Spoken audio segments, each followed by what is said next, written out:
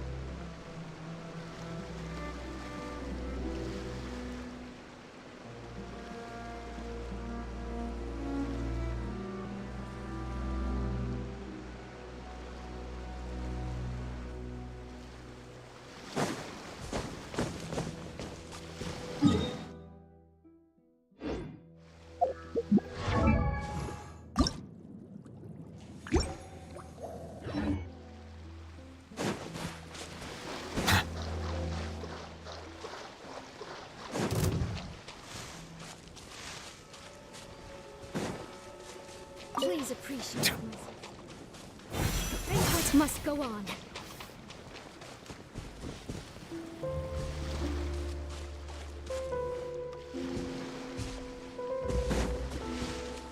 Please remain seated. The banquet is nearing its end. Joyous times are fleeting. The banquet must go on.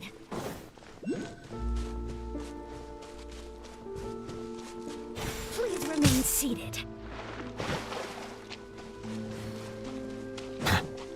The banquet must go on.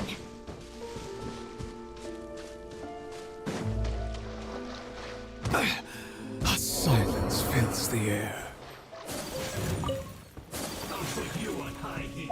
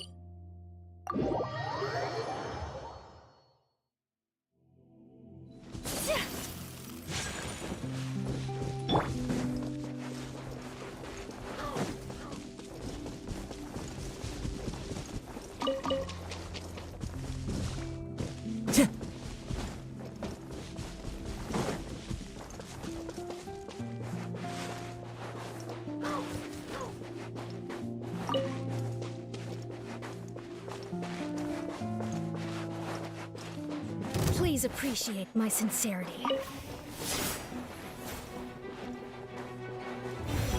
Please seated. Which must go on.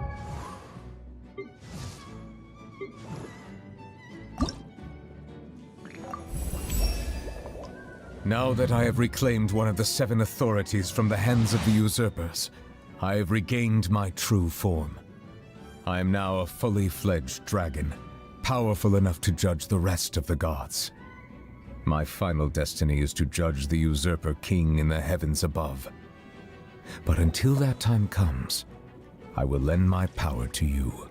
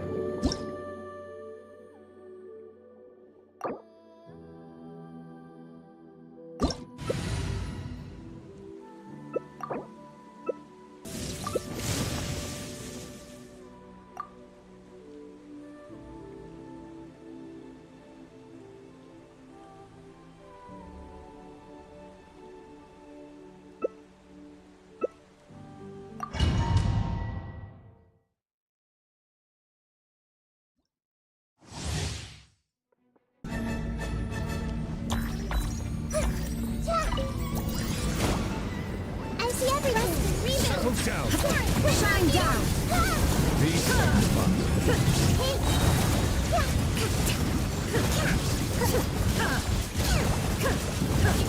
There is no escape! Found your hit.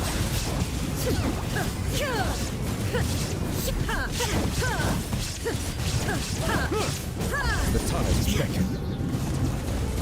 Of the deep! Now you shall perish!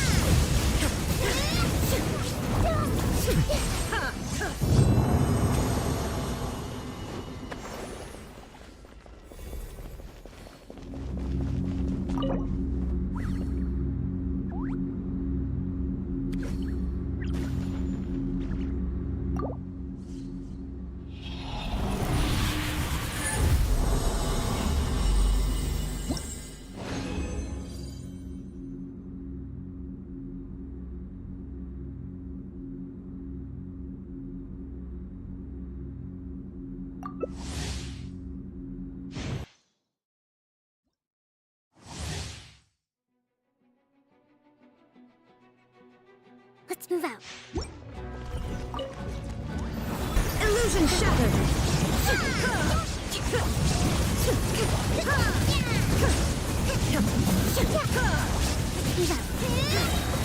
There is no escape! Inazuma shines eternal!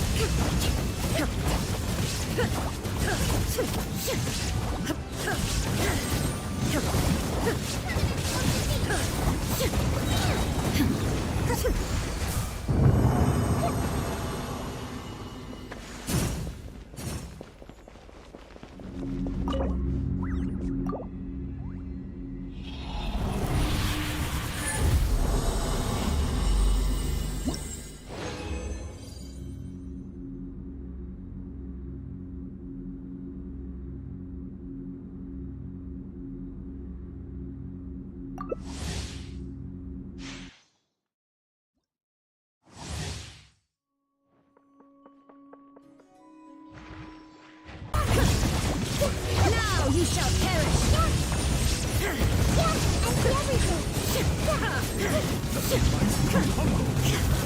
There is no escape!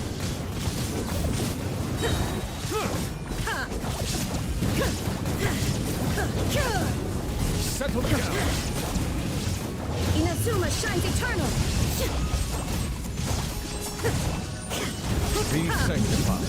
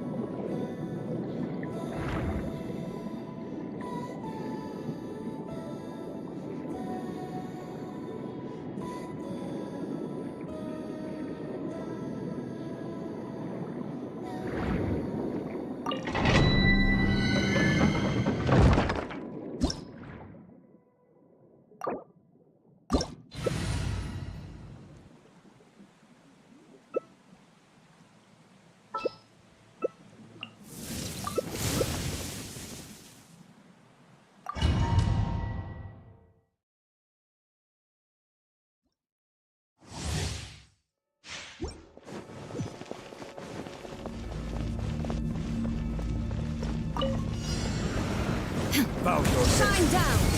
Now ye shall perish! Mighty mythical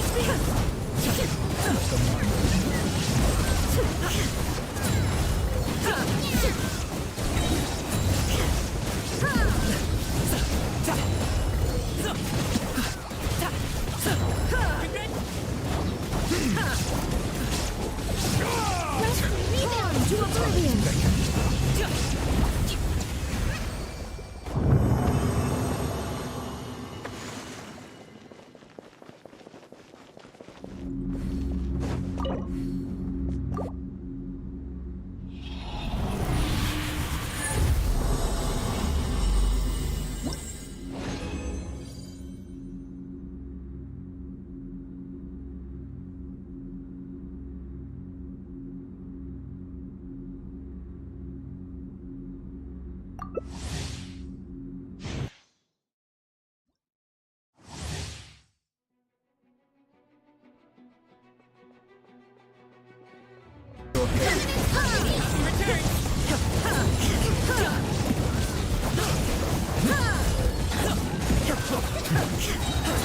There is no escape!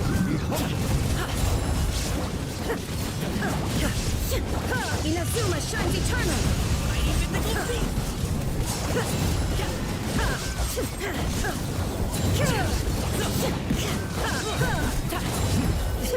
Sorry, pal.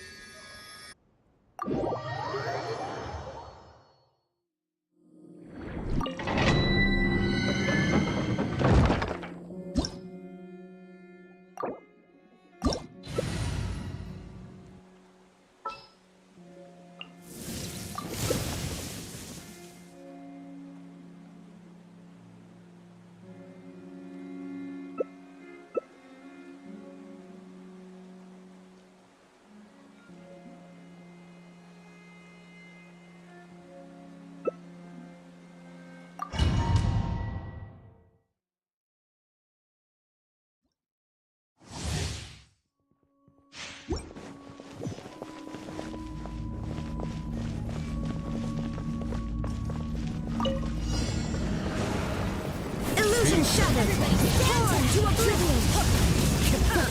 Fallen leaves. Adorn my night. Let's light it up!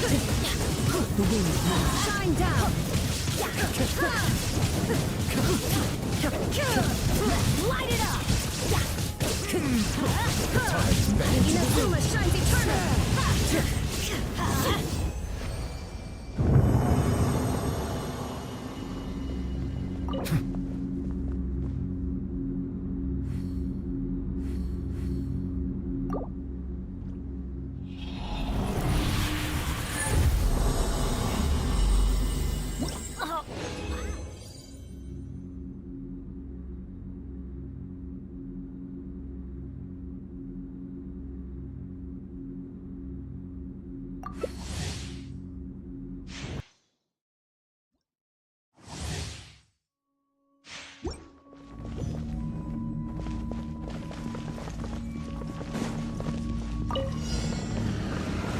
Teamwork is dreamwork! There is no escape! The birds call. Torn to oblivion!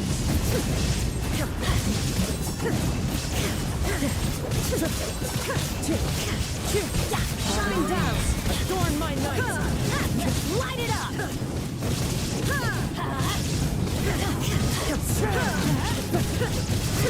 Inazuma shines eternal! Let's light it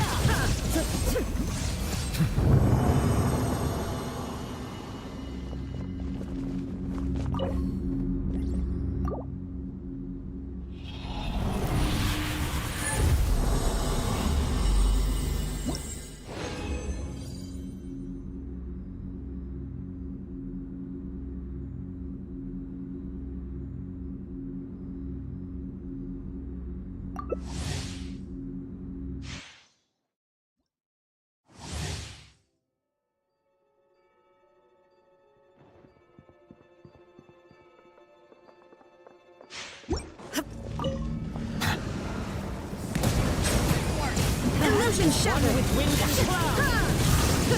One with nature. Now you shall perish! Let's light it up! There is no escape! Into the wind. Clouds high. The birds call.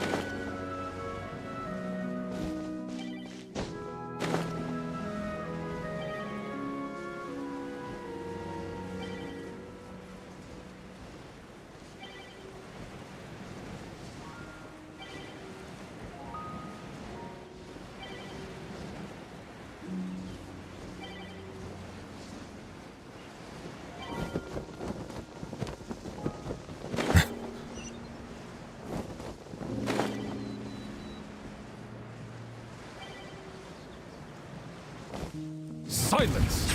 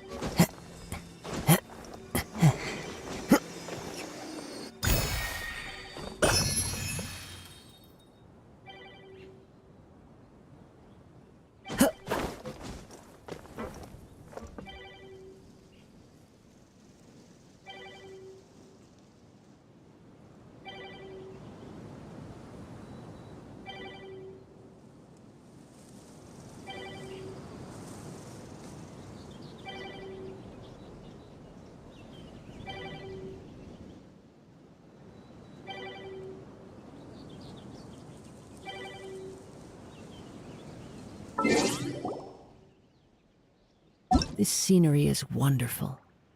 Surely enough to convince anyone to become a wanderer.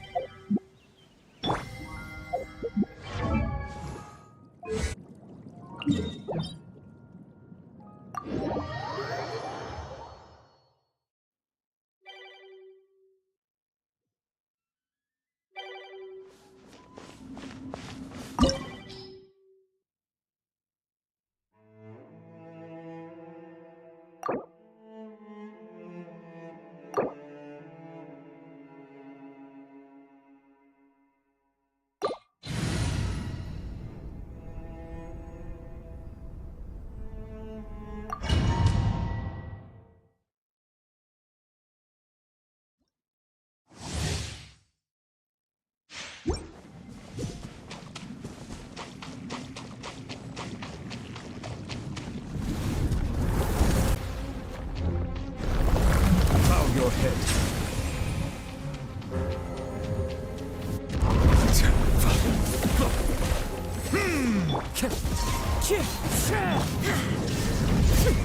Torn to oblivion! Sakura swirl! Settle down.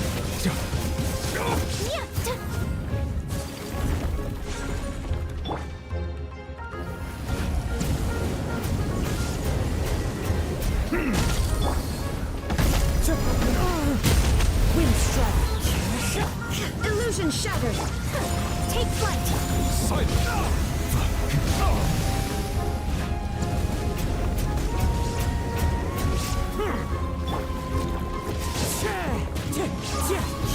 Fallen leaves. Adorn. Shine down! Inazuma shines eternal! Whirling snow! Bow your head. The time's beckon.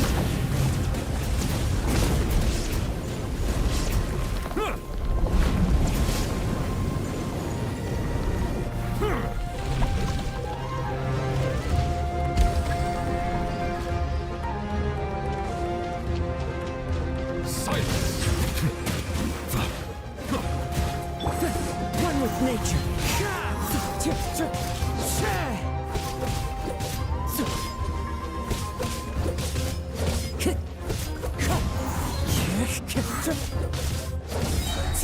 Clouds high.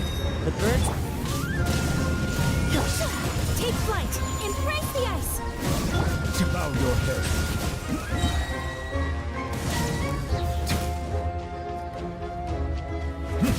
Be sanctified. Yeah! My apologies!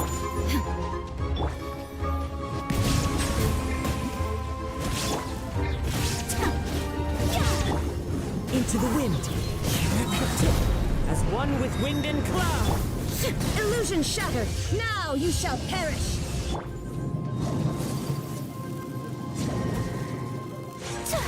Whirling snow! Wind strike.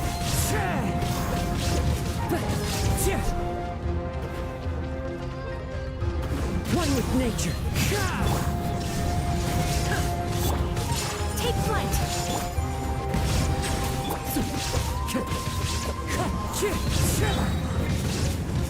There is no escape! Torn to oblivion!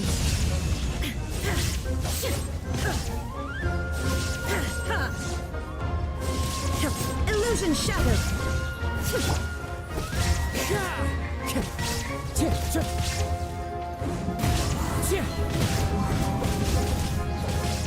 Time to get.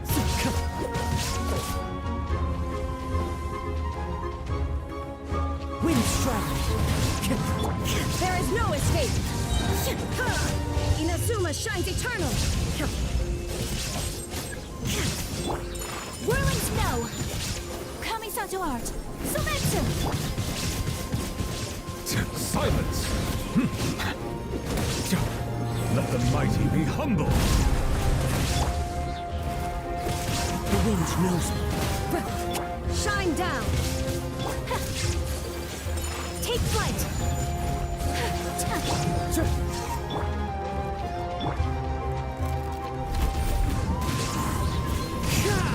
Clouds high. The birds. There is no escape!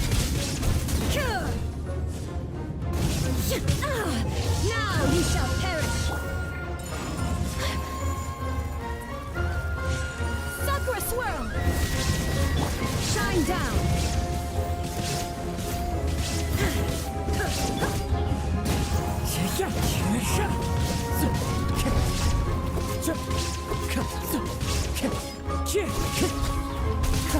Not bad. This is the end.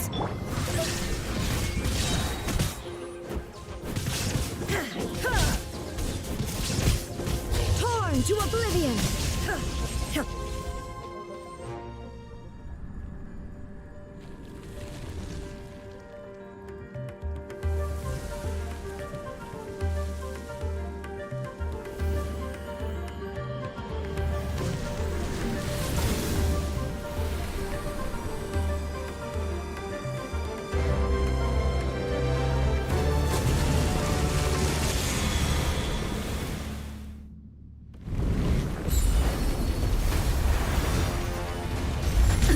Under all sides. Settle down. Be sanctified.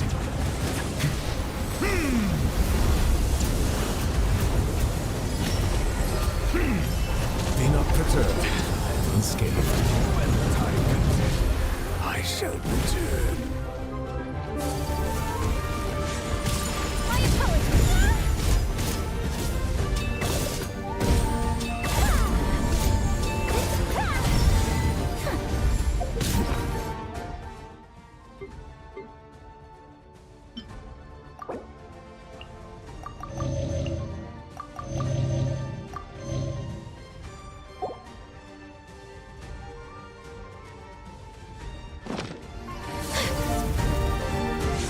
Take flight! Embrace the ice!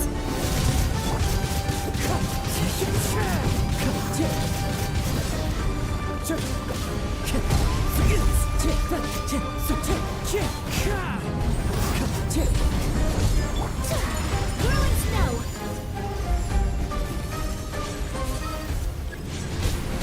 Yeah!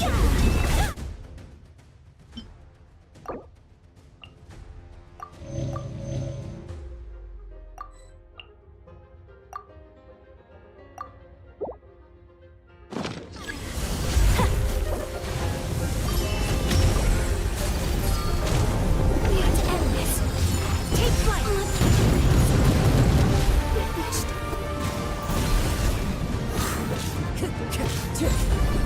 Time to go.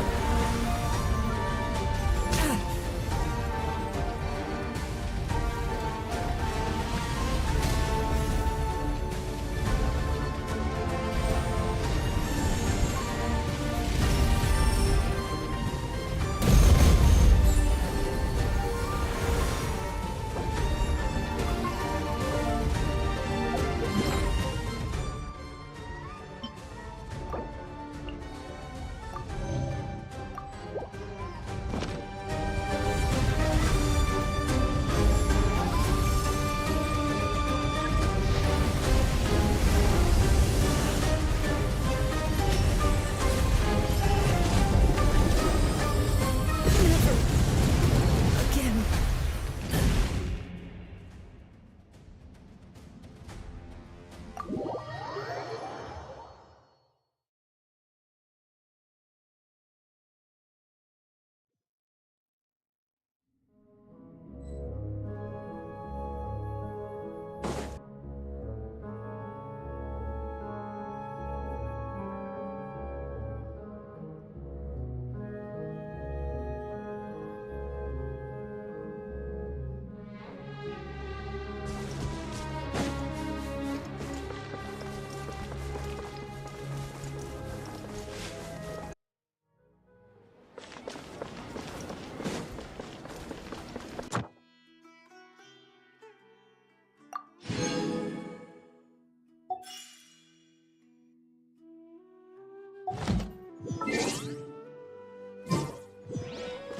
Ad Astra.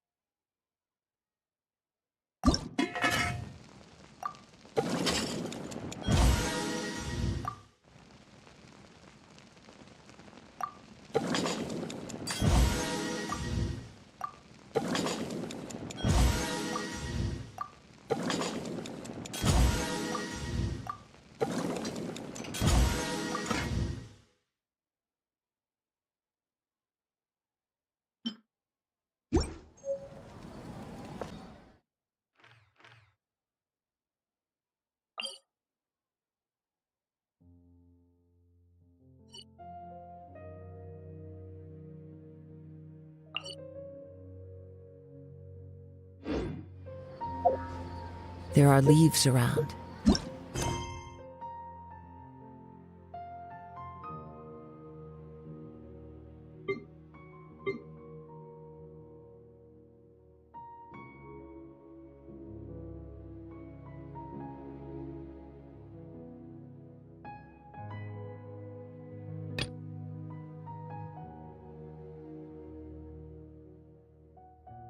And I know just the tune to accompany them, if you wish to.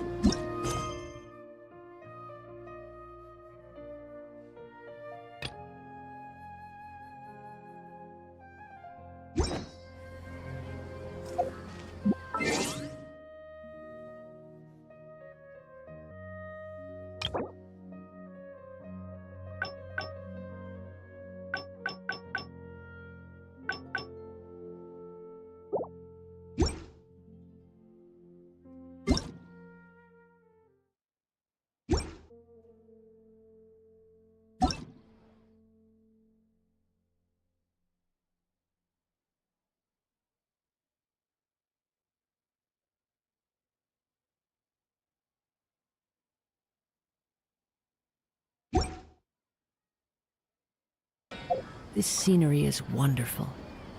Surely enough to convince anyone to become a wanderer.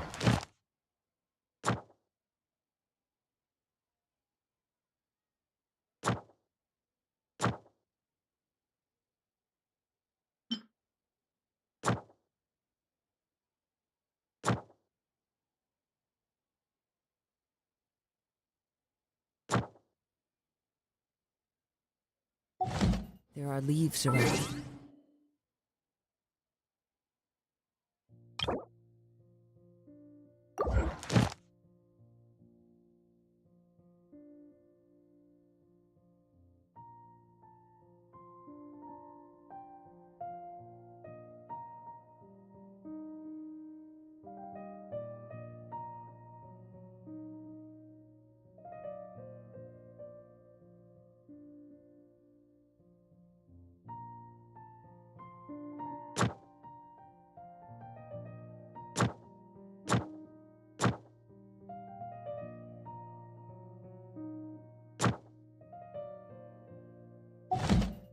And I know just the tune to accompany them.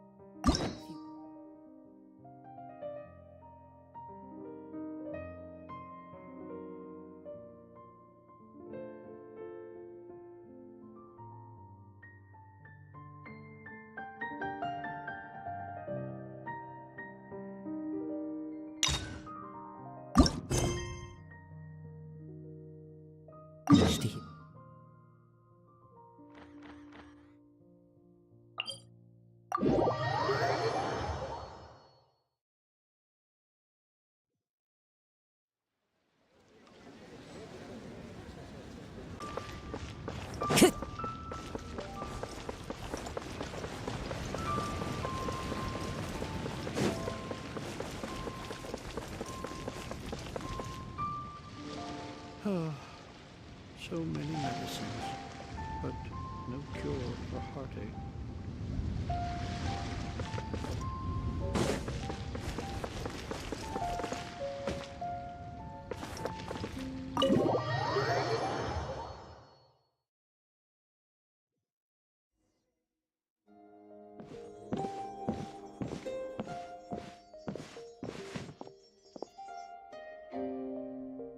What can I do for you? It's the Traveler. He looks absolutely beat these days. He has these huge dark circles around his eyes, like he hasn't slept a wink. And he keeps spacing out. You have to call his name several times before he snaps out of it. What do you think it is? Is he sick?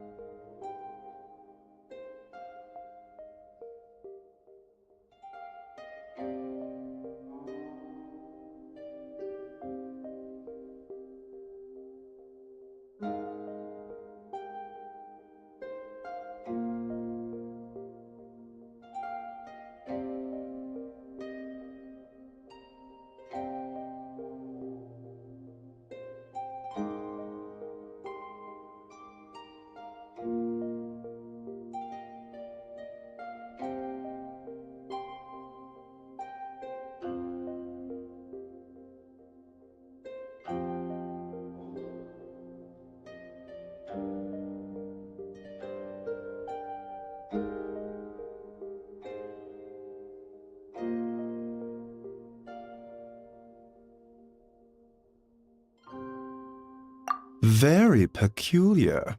In all the time we've been acquainted, this is the first time you've come to me with a health complaint. Come, let me take a look at you.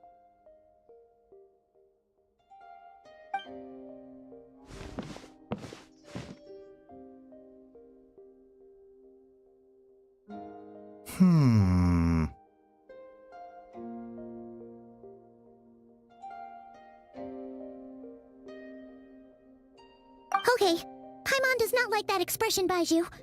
It's not serious, is it? Complexion is good, eyes are clear, breathing is steady, pulse is strong. Physically, you appear to be in good condition, traveler. In theory, your energy level should reflect that. You should be feeling right as rain. Hence my concern. A clean bill of health is usually a good thing, but in this case, it likely means your situation is more complicated. Physical illnesses come with detectable symptoms that can be used to diagnose, medicate, and cure the condition. But afflictions of a non-physical nature, they fall outside a doctor's realm of expertise. Huh? What do you mean, non-physical nature? Curses, dark magic, it's hard to say. It could just as easily be a simple case of mental fatigue. Why don't you rest here for a bit? Whatever it is we're dealing with, clues to your condition are sure to reveal themselves in time. Once we know the root cause, we can administer the right treatment.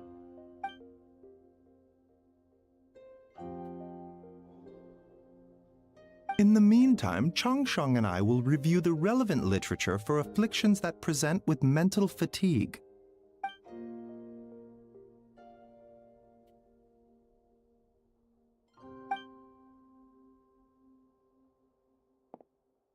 Oh, must be a rare condition if not even Baiju and Changsheng have seen it before. Well, all we can do is take their advice. You look like you're about to collapse anyway. Just get some rest. Paimon will be right here by your side. Fingers crossed you'll be all better when you wake up.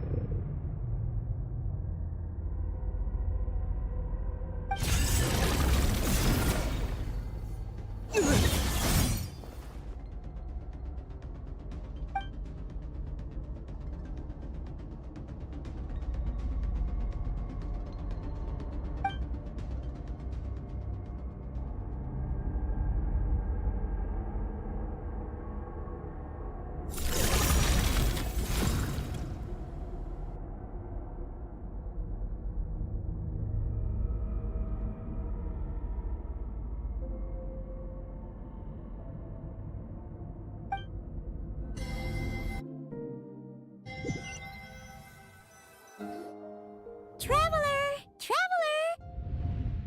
Rise and shine! Time to wake up, riser! It's already afternoon. Hopefully all that sleep did you some good. Feeling any better? A cut? What? Did you scratch yourself in your sleep? All right, let Paimon take a look. Nope, nothing there. Wait, did you have a nightmare? Okay, don't panic.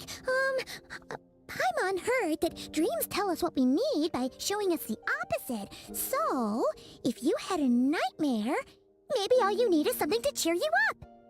Come on, Paimon will treat you to something yummy.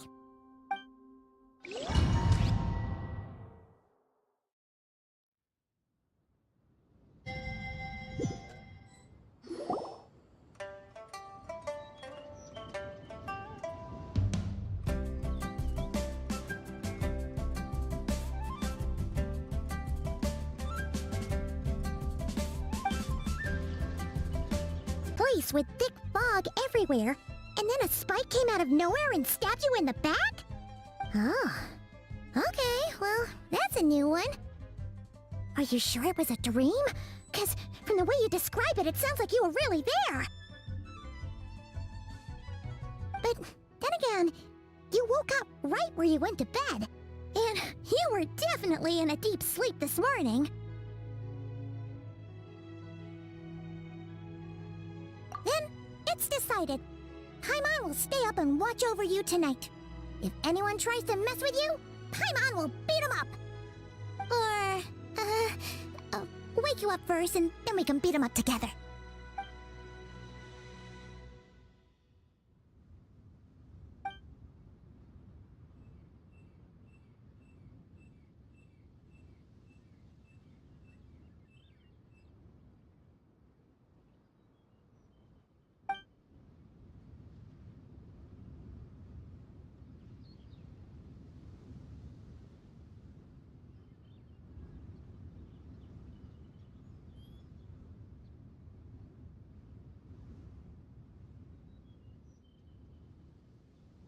Something is missing. Did you just say something? The flesh remains whole, but the soul is incomplete. Left unresolved, the mind will wither away along with it. Ah! What the? Wait! Paimon remembers you! Your child's master! Orc? Right!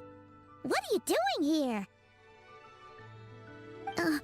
The last time we saw you was at the Primordial Sea in Fontaine, right? But then we left and never learned where you went after that. Child's been looking everywhere for you, by the way. What brings you to Wanmin Restaurant of all places? You came here looking for us? And were you the one behind that hocus pocus just now?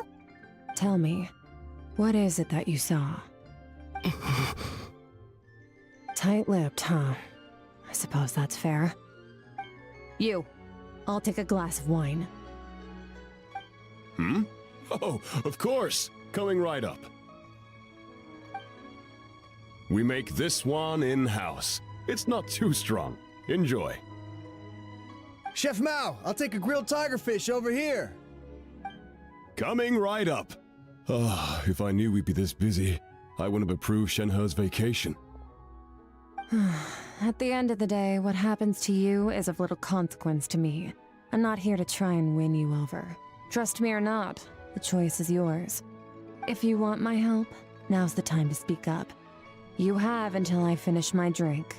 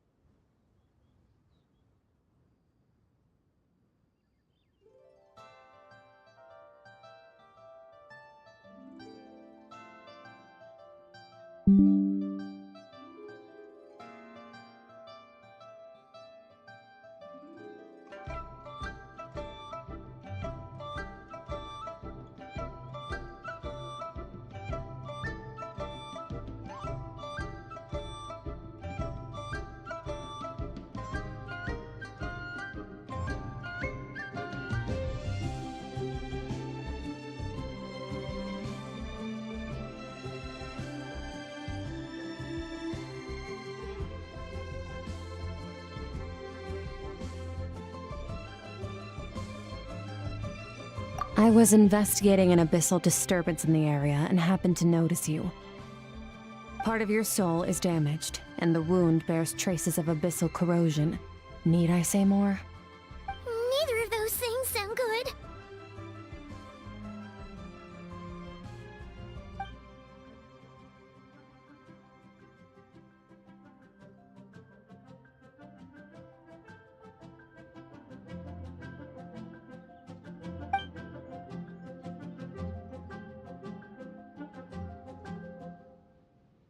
Well, should we trust her?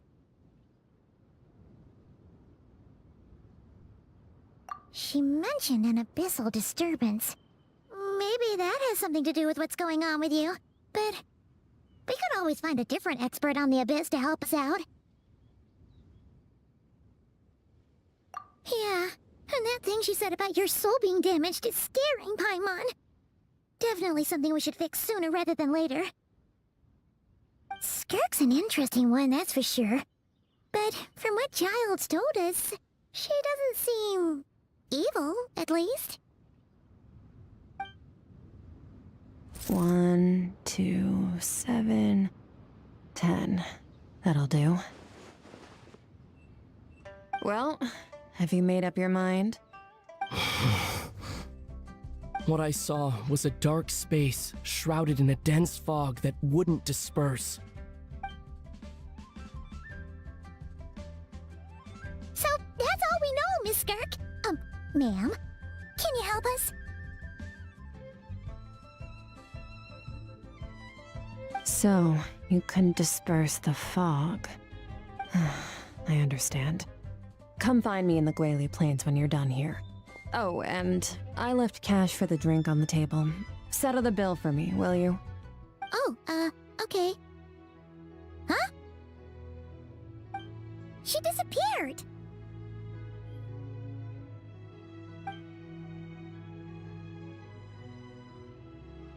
Wait, hold on. You overpaid. Here's your change. Oh, no.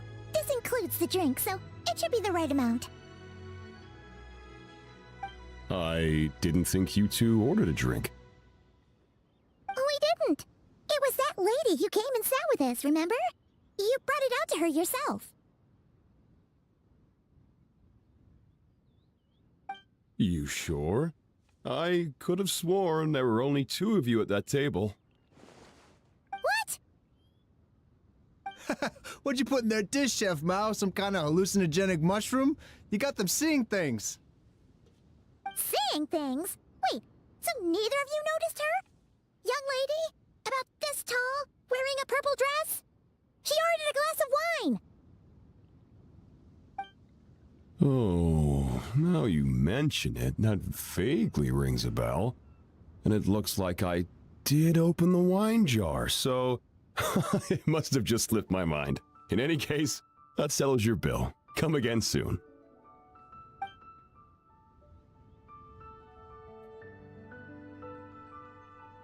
Coming! Okay, what was going on there? It's like they didn't remember Skirk being there at all. Even Paimon was half convinced we hallucinated the whole thing. But that Mora she left for us was definitely real. Oh, this whole situation is giving Paimon the creeps. But anyway, she told us to head to the Guili Plains, right? Let's not keep her waiting.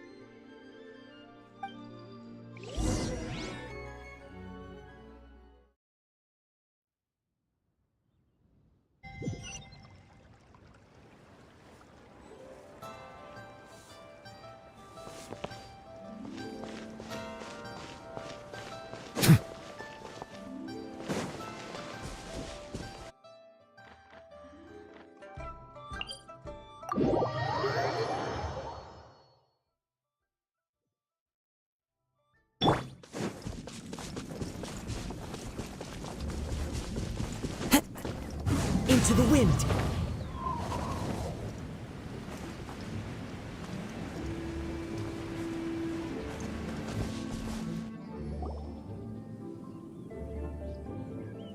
Whoa! What are all these rift hounds doing here? Huh. Looks like they're collecting something. Huh. Well, let's go check it out.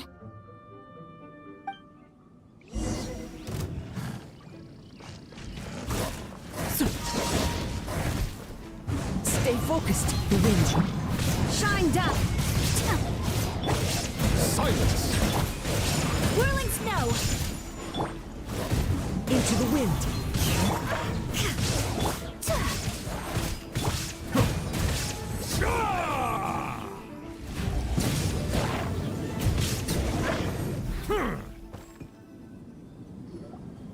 So, this is what they were collecting. It looks kinda like... Yeah... What is going on here? From the moment they are born, all beings with great power have an impact on this world. Even if their body is sundered and their soul extinguished, their influence remains. Gods are the most common example of that. The remnants of gods who fell thousands of years ago remain buried deep within the earth, carrying within them a warped will and a dark curse. Together, these remnants form what you call god remains, and it appears that some of those sealed here were dug up and removed. There are traces left, but they're fading fast. What are you doing? Nothing! Just wanted to make sure you were... real? She's definitely not a ghost traveler. Paimon poked her, and she's solid. Your life hangs in the balance, and that's what you're fixated on? Strange set of priorities. It was just a trick to avoid being perceived. If someone notices me, those memories are erased. Simple as that. Unlike you, I have no desire to establish a connection with the world. The weak and the lowly have no right to remember me. They're lucky they only have a few missing memories to show for it. Now, can we please get back on track? Okay. Where were we? Right. The god remains. So, basically, there's now less of them here than there used to be, right? Isn't that a good thing? In our experience, god remains are 100% bad news. A lot of terrible things have happened because of them. Maybe it's a good thing by human standards, but power doesn't come from nothing, and it doesn't just disappear for no reason. The remains aren't just gone. They were taken.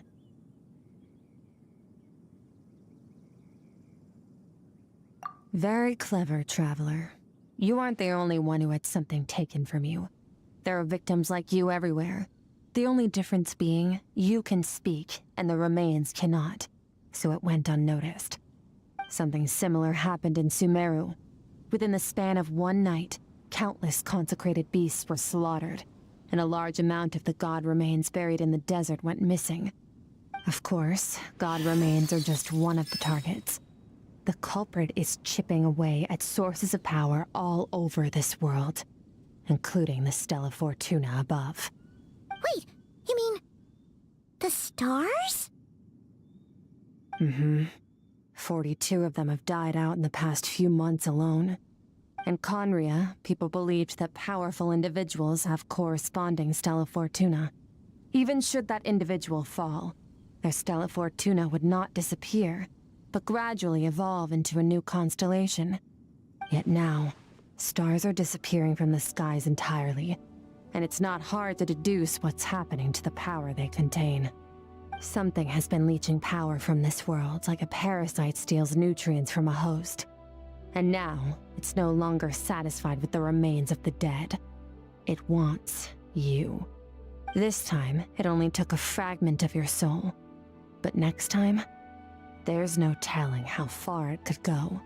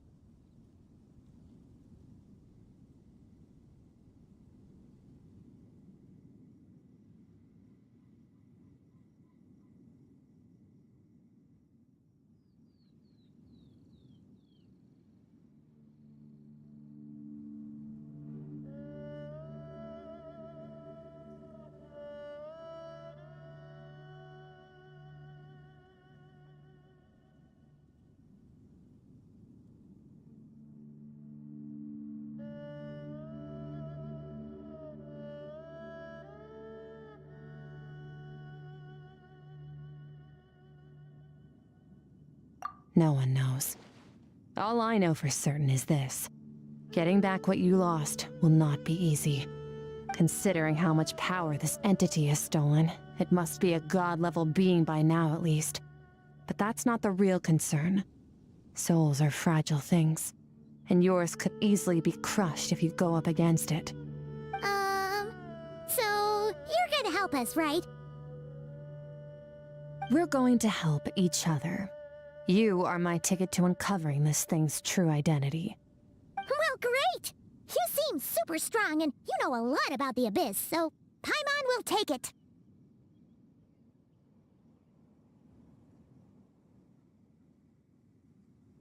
Don't get all mushy on me. All I'm doing is helping you get back to normal after a sudden crisis.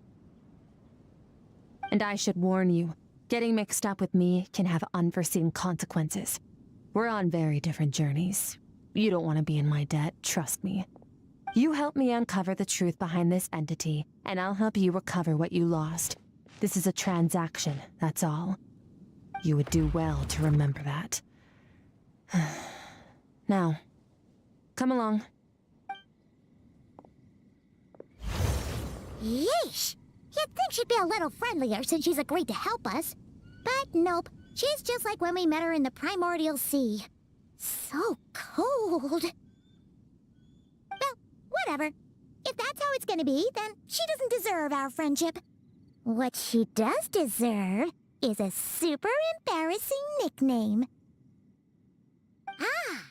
Paimon's got it. Frosty the Lavender Melon!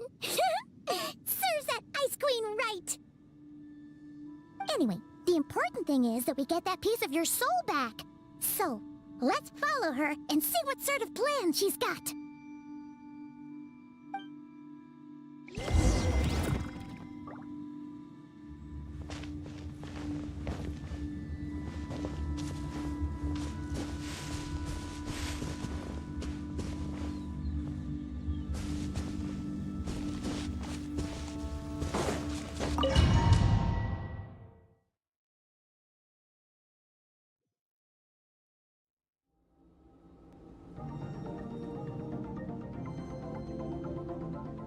Whoa! This place is way bigger than Paimon expected. Where are we? This is where I live. I suppose it's the closest thing I have to a home here.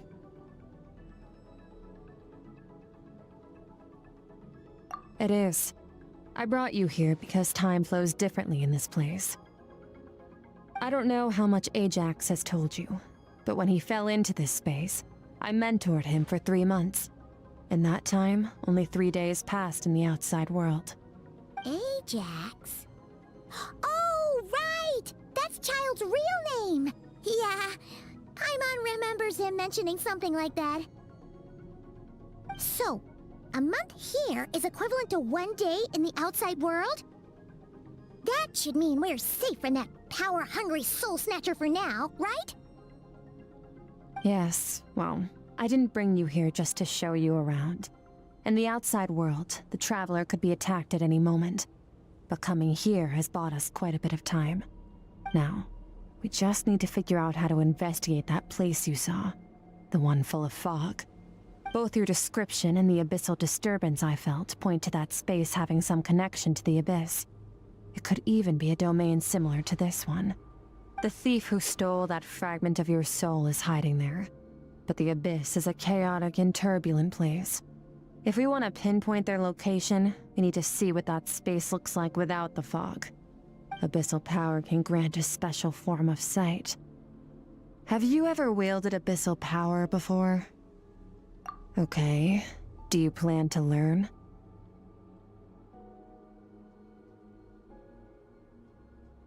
That tracks. All the information you have suggests the Abyss is something sinister, and that abyssal power is a wild and dangerous force that always spells disaster. And you're saying that's not true? Depends on your perspective. Floods and hurricanes take countless lives too. But if one day you gain the power to control them, what was once a calamity is now just another tool in your arsenal. I'll respect your opinion though. Just means we have to turn to the second best option. a little abyss crystal that contains my power. Wear it on your head, and we'll be able to perform dream mirroring when we fall asleep. Dream mirroring? It means experiencing whatever the other person is dreaming. Everything they see, think, and feel. Since you haven't studied the art of using abyssal power, and have no plans to jump in the deep end right now, I'll have to do the investigating for you. With dream mirroring, every time you slip into a deep sleep, I'll see with my own eyes whatever scene plays out in your mind. Then, I can guide you through the dream environment, and we'll take back what was stolen from you. Huh. You make it sound so simple. Tough to say. This is an unprecedented situation for both of us. Even assuming we do manage to find where this entity is hiding, like I said, getting your soul fragment back won't be easy. To play it safe, I need to give you some special training first. Wait, you're gonna teach him some of your martial arts? Does that mean the next time we see Child, we have to treat him like our senior? Do as you want. For my part, I don't see you as my disciples. You're already a pretty good fighter. All I'm planning to do is build on your current skills and train you for the specific scenarios that I think we might face. But that's enough talk. If you're ready to do this, then come with me. Time might be more lenient here, but that's no excuse to waste it. Oh, she moves fast. Paimon can hardly keep up with her. So, special training, huh? Kind of a rare opportunity. With your skills, there's not a lot of people qualified to train you. The last time something like this happened was probably anti-Raiden Shogun training, right? Oh, feels like a lifetime ago. Skirk seems pretty strong too, though. Remember how she said that the all-devouring narwhal was just her master's pet? Maybe we really will learn something here.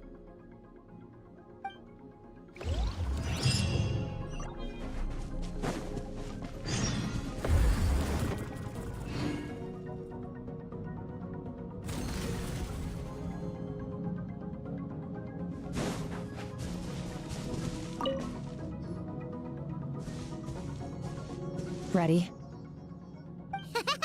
Bring it on! Your training will be split into 3 stages. Testing your blade work, elemental abilities, and reasoning skills. We'll start with blade work. You're no rookie in this area, so I won't bore you with the basics. During your long journey, you've no doubt sparred with a lot of talented sword fighters. Consciously or not, you will have picked up all kinds of techniques from them. You bet! There's Kaya, Master Jean, Kuching... Oh, and Kazuha, Ayaka... Yeah, we've met sword masters like you in every nation we've been through. You sparred with a bunch of them too, right? Nice to know it's all gonna come in handy now.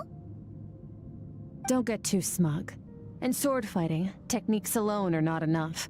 You need a cohesive system to bring it all together. A style, to use the human body as an analogy. Your style is your skeleton, the foundation, the framework. Techniques are the muscles and other flesh attached to the bones. This is where your strength comes from. Improving your sword fighting is like growing that body. If your frame got bigger and taller, but you didn't add any muscle mass, you'd be weak and flimsy. You need to do some introspection. Take a good, hard look at your past experiences and figure out which parts of what you've learned are just techniques, and which parts can be used to form your own system of blade work. Only then will you get the full utility out of all your thoughts and observations along the way. Only then will every strike you deliver make perfect sense. Wait, is that it? Paimon thought you were gonna teach him some cool new moves. Like when you went swoosh and opened a tunnel to another place. One day, you'll reach a new level of power where you realize that even that's as basic a trick as any other. But right now, our sword styles are so wildly different that teaching you mere techniques is pointless. There are no shortcuts in the pursuit of power. Failure is your best teacher, and rigor is your coursework. That's all I have to say. Time to make a start. Train until you're satisfied with yourself. Now focus. Destroy the crystal columns as swiftly as you can.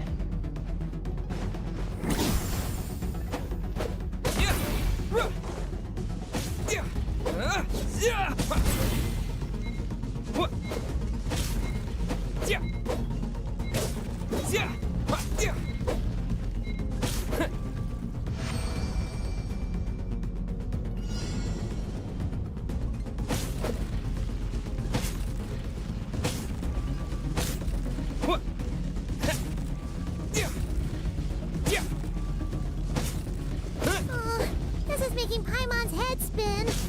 Hang in there, traveler!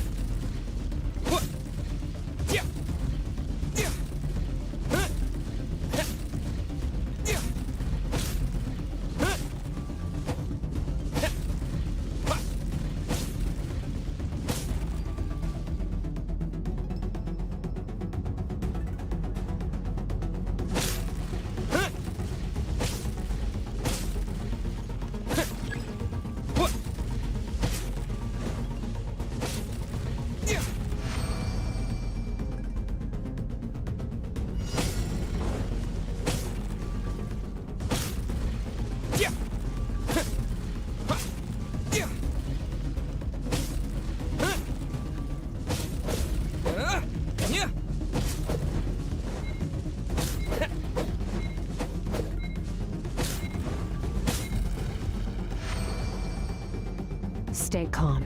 Use your head. You have to keep it together.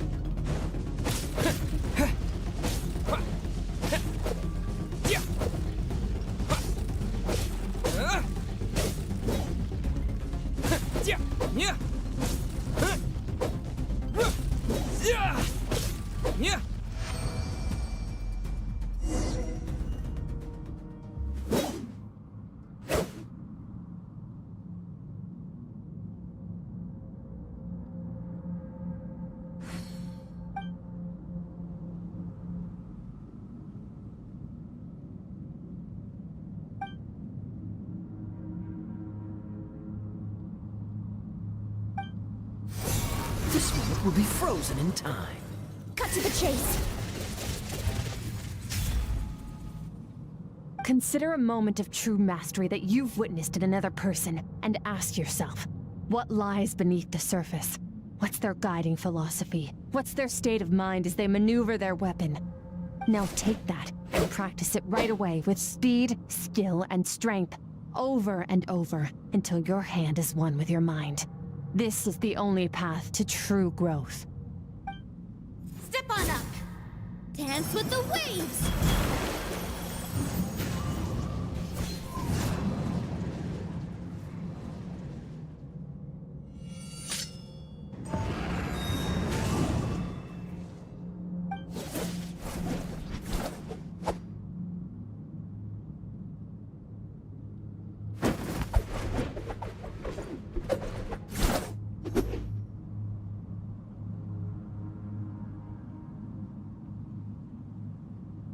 If you start to tire, empty your mind, but do not stop. Stay in that frame of mind as you keep up the fight. Get rid of all redundant movements. Imagine your sword is an extension of your own body. Wield it just as you wield your arms, hands, and fingers. 'Twas on a deserted, moonlit night that the hero approached the vile dragon's limpid lair. Ring cutter! Feathers fleeting wet, the white heron treads water, a sight without flaw. Master of Inazuma Kamisato art Tachijutsu.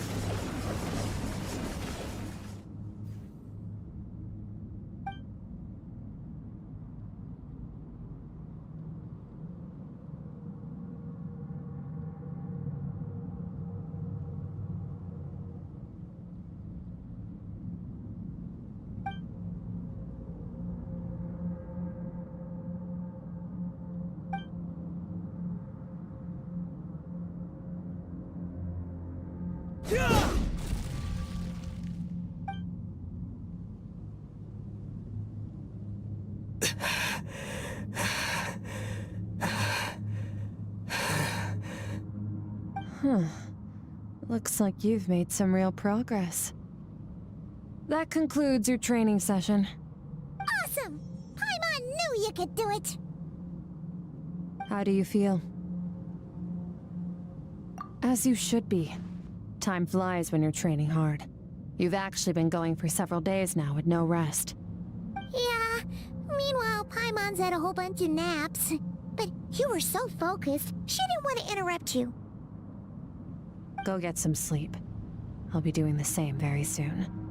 Let's hope you see that foggy place in your dream, so I can get this investigation over and done with.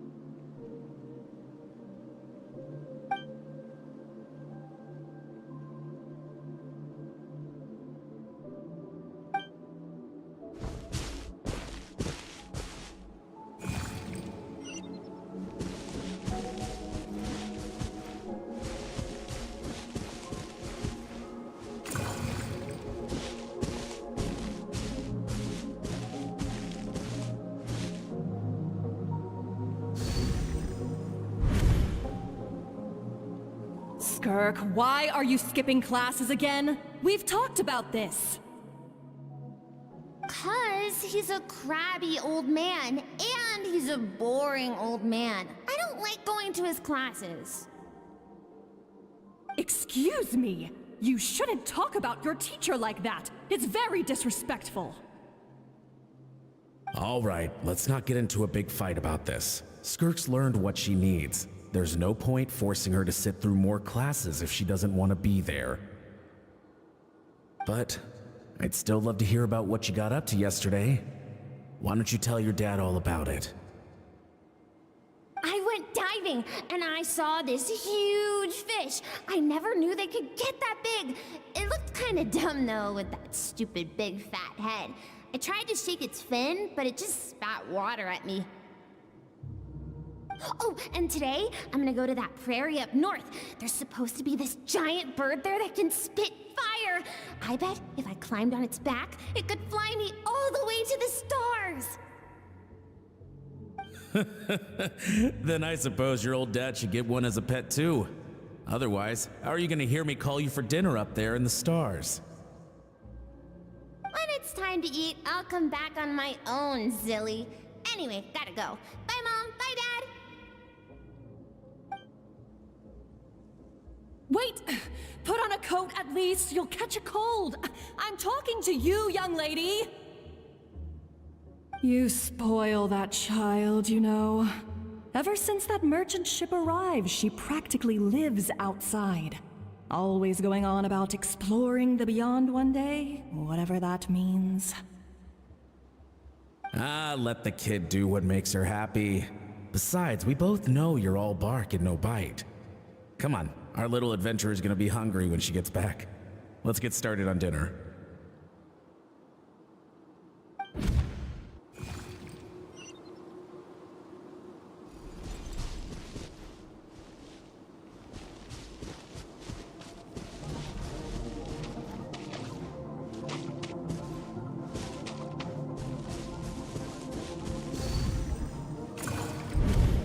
The stars shimmer high above. But what lies beyond the stars? Mountains as far as the eye can see? An endless snowy plain? Or maybe buildings taller than the sky, like the people from the merchant ship said?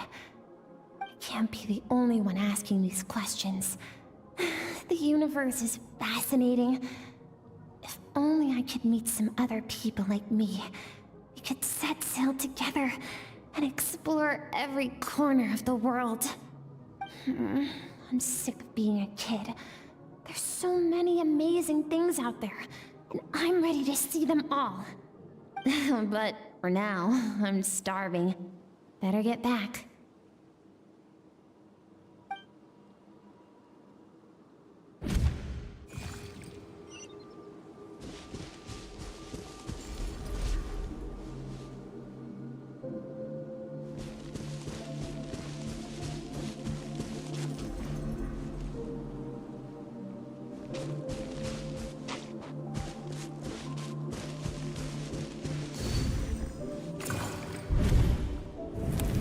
Don't let a single one of them get away! No, please, spare the children! Stay back! They're coming! Run! Help! Eliminate the threat. Take them down! Don't be scared. Help! This way! We'll never make it! Fire. There's fire everywhere. What happened?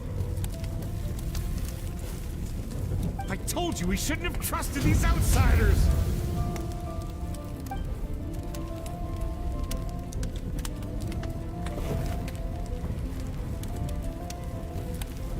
Why are you doing this? What did we do to deserve this? We welcomed you with our finest food and drink, showed you the best our home has to offer, gifted you cloth dyed by our own hands. And this is how you treat us? Run! Save yourselves! Captain, Zone 3 is clear and we have Zone 2 surrounded. Begin extermination. Remember the orders from upper command. No one is to be left alive. Rest assured, sir. We have enough munitions to annihilate these savages and burn their entire civilization to the ground. Good. The only ones who put up a real fight are that man and his wife, correct? What's their status? We shot the man in the ankles and the wife broke her wrist attempting to fight back. They won't be doing much more fighting. They're holed up in their home for now, but they won't last long. To prevent them from making some kind of last stand, we're planning to clear out the other zones first so we can send a bigger squadron to surround them. Well, well. Turns out some of these beasts do know how to use their claws. Now the threat these savages pose will be undeniable. Let them cling to what's left of their lives for a little longer. Once the other zones are cleared, I'll cut off their heads myself.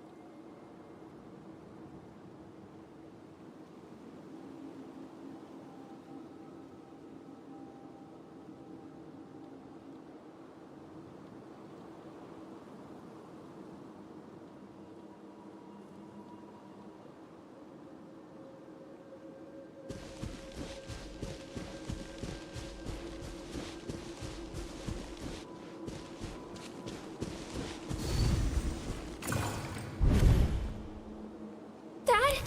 Mom? Skirk, you're all right? Thank heavens. I'm so happy to see you, sweet girl. But you need to go. It isn't safe here. They'll be back any second. What happened? You're bleeding a lot. Dad?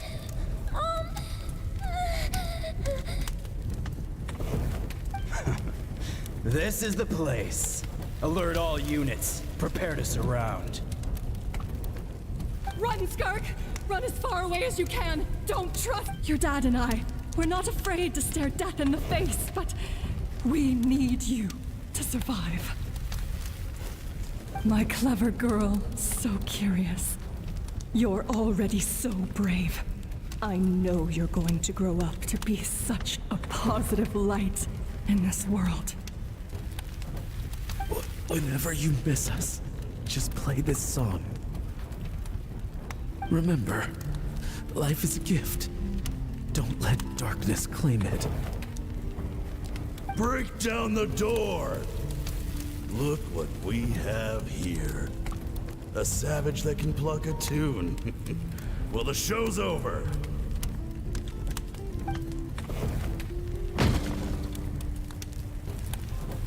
You!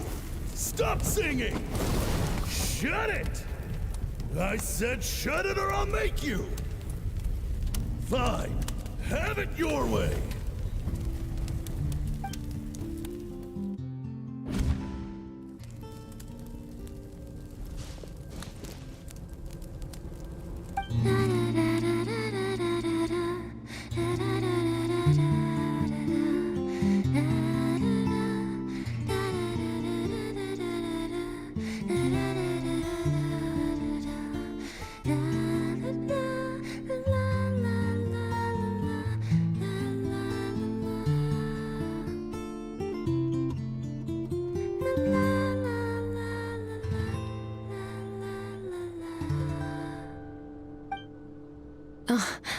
You're awake?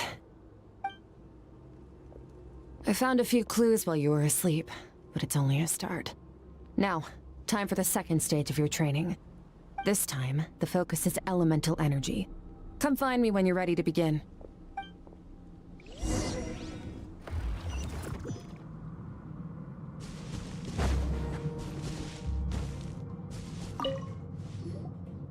Man, staying in the abyss feels so surreal, don't you think? No day and no night? It's like time hardly exists. If we weren't careful to keep track, it feels like we'd have no idea how long we've even been here. Well, except for the fact that Paimon still gets hungry like clockwork. You go do your training. Paimon's gonna grab a bite.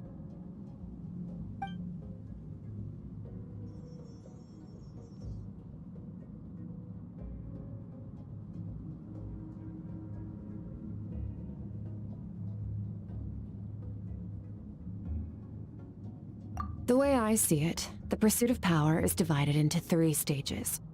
The first is mastering the use of standard weapons. Next is learning how to harness natural energy. And after that, you're free to challenge even higher dimensions. The natural energy of Tevat is, of course, elemental energy. But that's not my area of expertise. I draw from a different source of power. Abyssal power, yes. Also known as the power of the Void Realm. My master, Sertologi, is a true expert in that area. After all, he was one of the group of 5 that infamously stole the all-encompassing power of the Abyss, an act for which the people of Conria gave them the epithet, the 5 Sinners. The elemental energy of Tevat, on the other hand, is derived from the power of the Light Realm. These 2 forms of energy exist in direct opposition to each other. Suffice to say, there's not much I can teach you this time.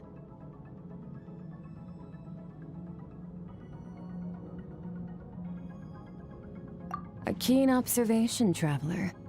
Call it respecting local norms. The Abyss stands in direct conflict with the will of this world. So, to make my life easier, I disguise my power to make it appear cryo-like in nature. It's a technique I learned from some Conrian ruins, known as the 7 Shifting Serpent. If you ever change your mind about delving into abyssal power, I can teach it to you. So I've heard. You seem to have a knack for removing abyssal power. But is purification really what's going on there? Like I said, power does not simply disappear. Just thinking out loud. Let's focus on your elemental training. That's what's gonna help us if the situation gets tricky. True growth comes from adversity, but only if you make the choice to pick yourself up again every time you fall. So, it's time to push yourself to the limit, and then keep pushing. This is the only way to advance at pace. Use the power of Animo to clear the field as fast as you can.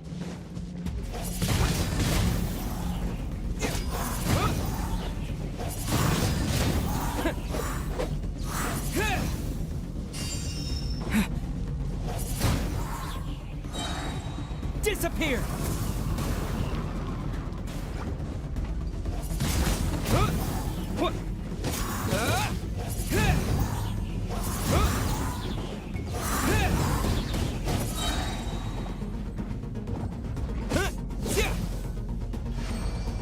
Windblade!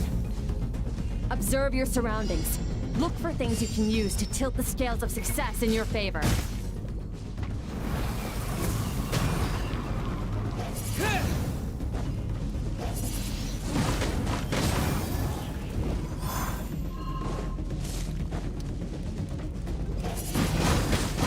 Windblade!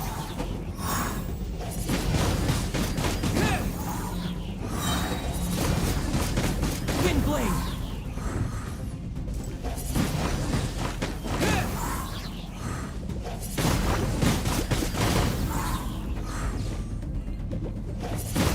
Windblade! Disappear!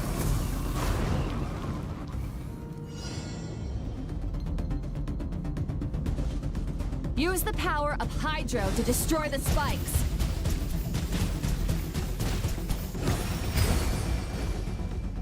Go! Faster! Don't give them a chance to strike you. You need to be quicker than you were in your dream. You can't afford another injury like that.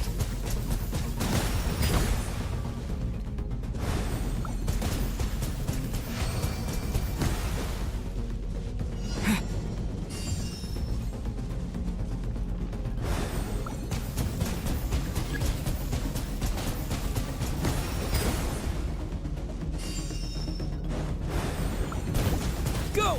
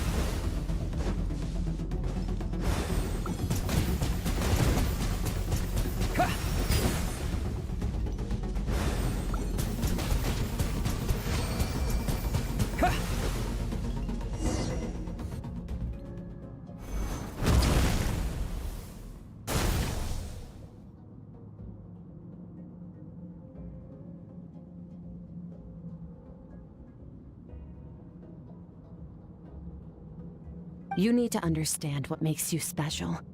The ability to wield elemental energy without a vision and switch between the elements at will. It means your aspirations need no approval from the gods. Your power is not bound by the rules of this world. So be bold. Do not be afraid to chart your own path.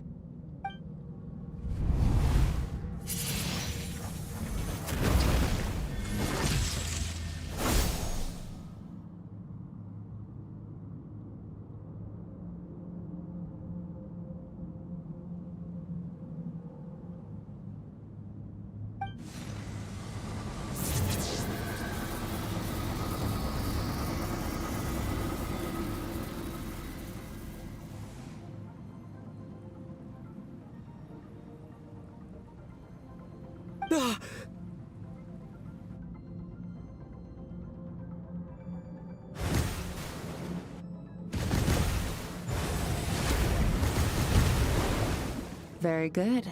It seems you've reached a deeper level of connection with the elements.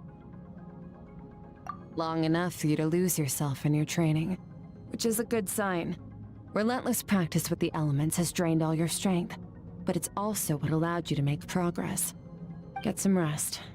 When you wake up, we'll proceed to the final stage of your training.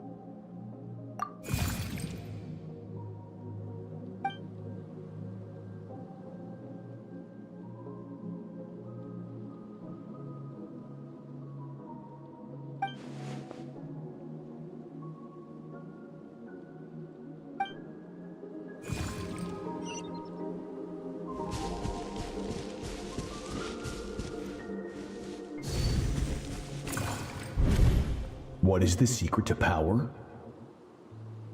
Longing, hatred, self-preservation. No, it is fear. The fear of losing those you love. The fear of watching your home burn. Fear of loneliness. Fear of death. Fear is the source of evolution. It forces humanity to adapt to their environment and overcome hardship. It is in the process of prevailing over our fears that we surpassed first ourselves and then the rest of the world. That fear is now part of you. It calls on you to evolve. And it is time to answer.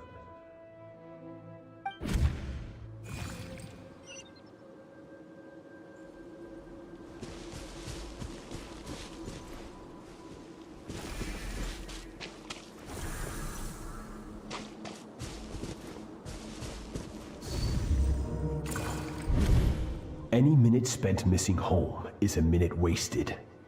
Practice your sword work instead. Do not make me tell you twice. But, Master, I can barely lift the sword anymore. If I keep going, I feel like my wrist is going to break. So it has not broken yet.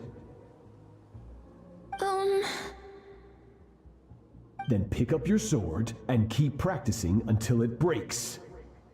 I want to hear the cracking and splintering of bone. After all, bones can always be reset.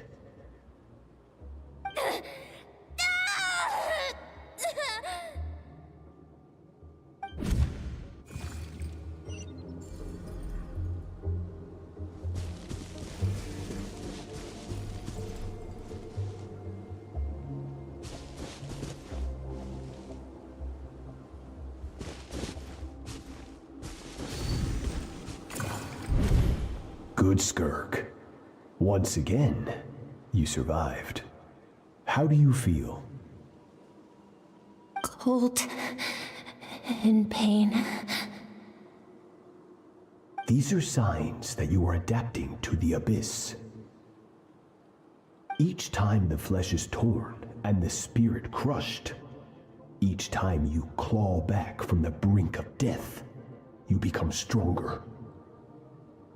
I now understand why these people sought to destroy your homeland. Your potential goes beyond even what I could have anticipated.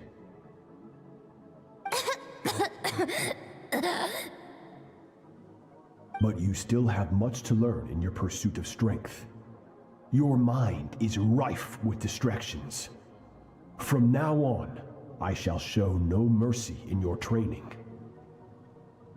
You must learn to shut out all the pointless emotion, crush the self that makes you weak, and become master over your physical form. Get up, Skirk. Wipe the blood off your face. Cut away the rotten parts of your flesh, and mend what is broken. Then take up your sword.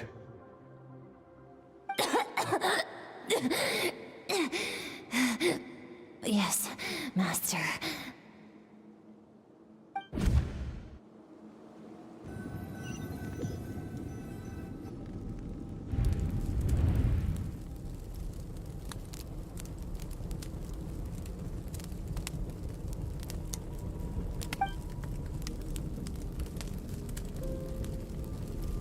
You're up! Hopefully you got some good rest. Skirk said to tell you that she's ready to start the final stage of your trip, so want to head over now? Or did you want to wait a little?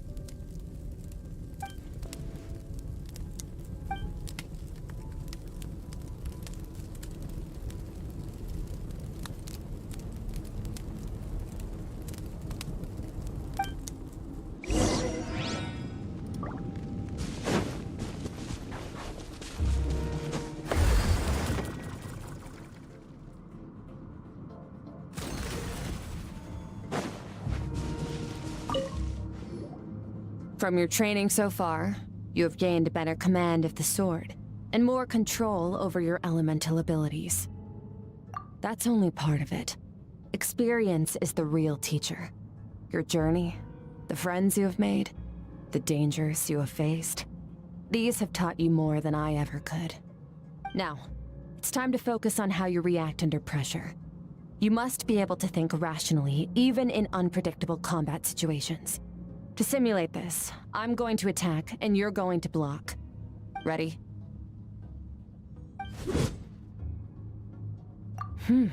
Not bad. That defensive stance looks near unbreakable. Just like your sister. Oh, that reminds me. You still don't know what happened to her, do you? Hey, no fair! That's cheating! You think every opponent has the same moral code as you? You can denounce their deplorable methods all you want. But only if you live to tell the tale. The dead don't get to complain. Strong emotions will always arise in combat. Anxiety, anger, fear. But a true warrior is never at their whim. Only when you are free from the influence of emotion can you make the right choice, no matter the situation. How amusing. Almost sounds like you think you know me. But you don't. You can choose your own path. We are not the same. Let's begin. Try to use reason over emotion.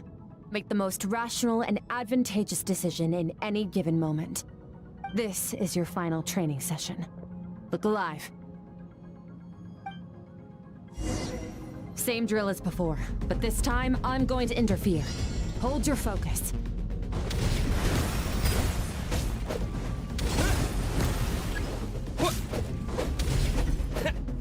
Water jet!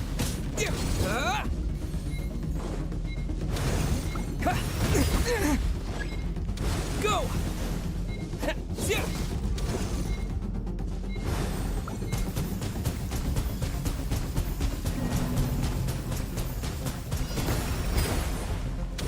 Water jet!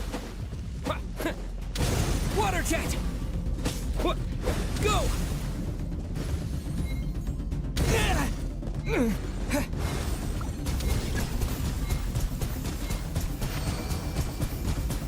Go!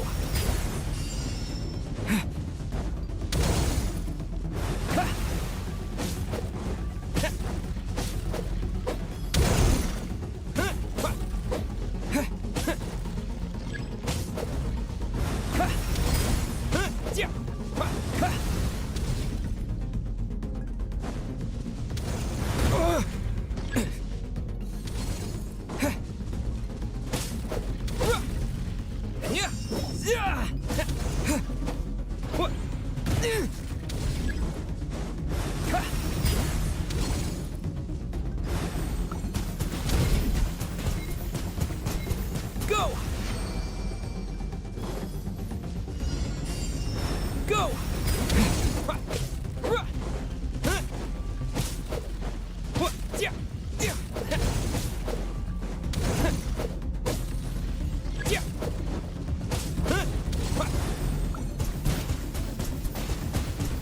Go! Water jet!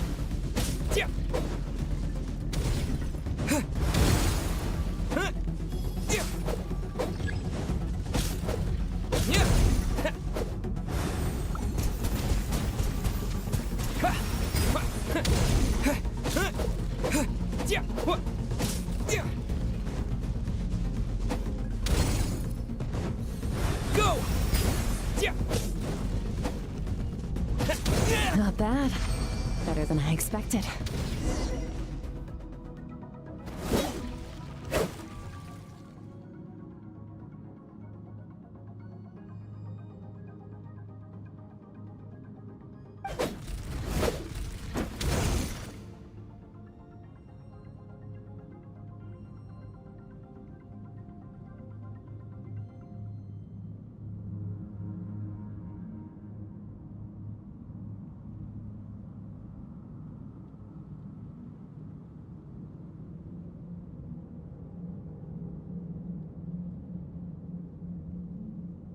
You're getting the hang of it.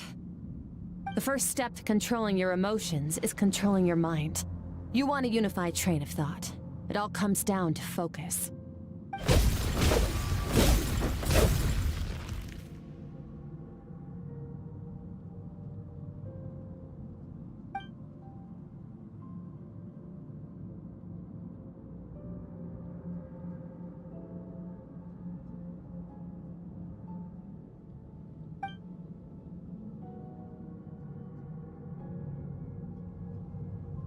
Your mind is rife with distractions. From now on, I shall show no mercy in your training. You must learn to shut out all the pointless emotion, crush the self that makes you weak, and become master over your physical form.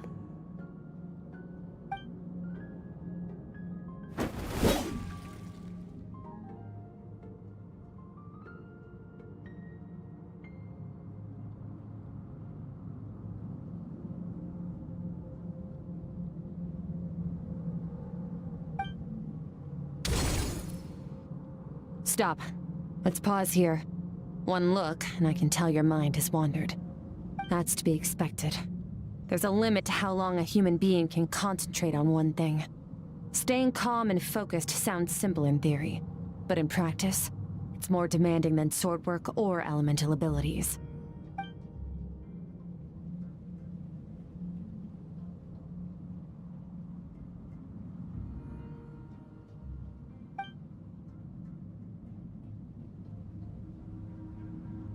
Get some rest.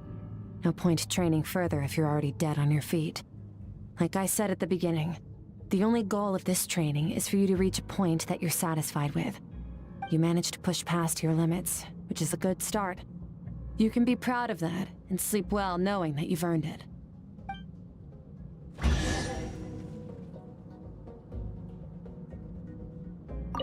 Warriors will train day and night to perfect their skills. But when the battle comes, their fate may be decided in a matter of minutes. One mistake, one moment of hesitation, and just like that, all their blood, sweat, and tears were for nothing. You need to push yourself to perfection, or you might not even live to regret it.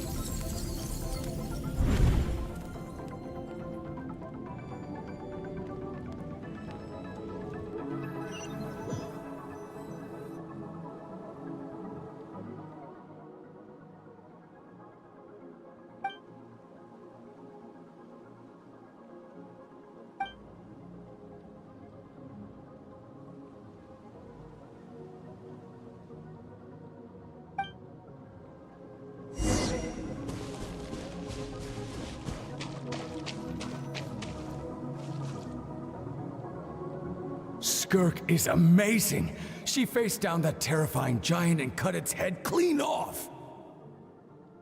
Oh, she got hurt though, didn't she? I heard it was pretty bad. Yeah, well, that's a given. But the moment she was on the mend, she got right back to practicing her sword work. I heard Master suffered a grave injury once too. Lost an arm and a leg and still came back stronger than ever. Skirk's becoming more like him by the day. Incredible. I wonder if I'll ever reach their level. They're always so resolute, so unshakable.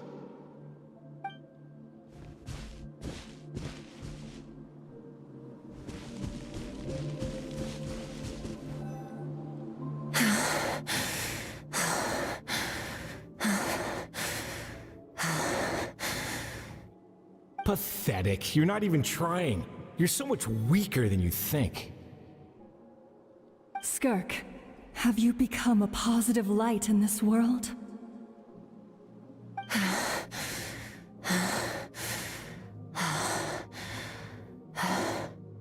Do you even remember how many of us perished in that fire?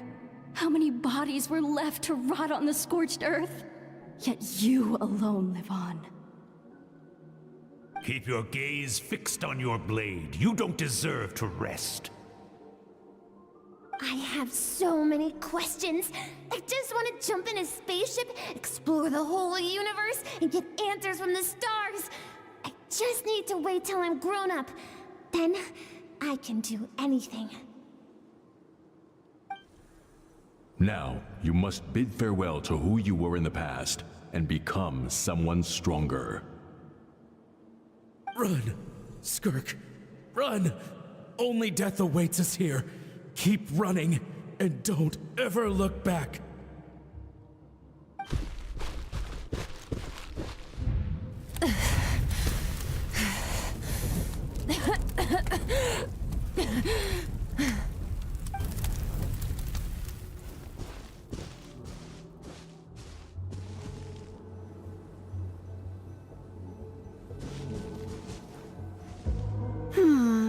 Let's see here. First things first, you need a new identity. Going around telling people you're from somewhere beyond the stars won't do, now will it? How about saying you hail from beneath the earth instead? As the Conrian saying goes, Venturing out into the universe and down into the abyss are the same in that both are braving the dark unknown. Well, I'm a visitor on this planet, so I'll follow the rules. Ah, splendid. That saves me quite a bit of trouble. Let me offer you a piece of advice in return, although it might not be what you want to hear. I know the pursuit of strength is important to you, but taking a moment for yourself every once in a while is never a bad idea. Ignore her existence for too long, and there will come a day when you can no longer hear her voice.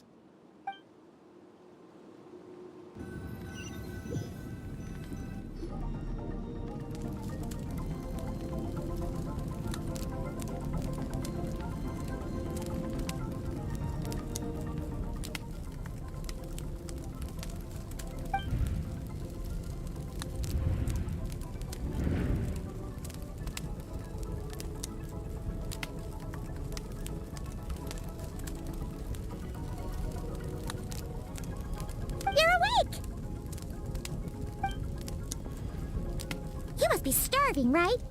Ta-da! A barbecue feast just for you! Of course you are! That's why Skirk and Paimon got this all ready for you. Well, if you're around someone long enough, it's bound to happen. Plus, Skirk can cook. So, Paimon decided she can forget the whole Ice Queen thing. Paimon's not one to hold a grudge. Here's an idea. Let's save the chit-chat until after the meal.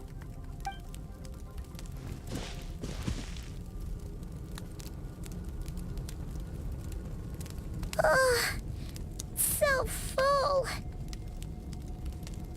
Okay, it's Paimon's turn to sleep now. Wake her up when it's time to go.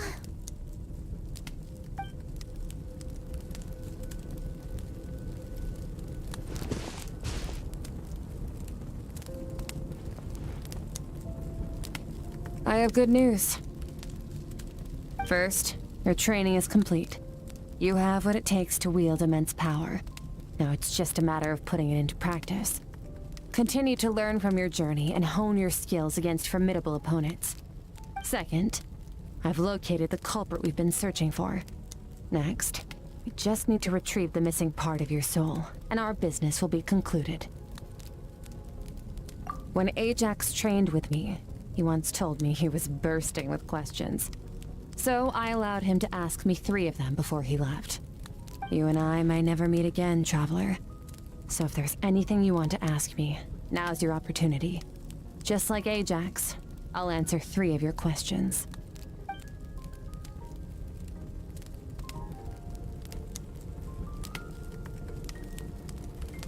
Are you really from Teyvat? Okay, not the angle I was expecting. What makes you ask that? I'm sorry I didn't tell you earlier, but while we were dream mirroring, I think I saw your memories.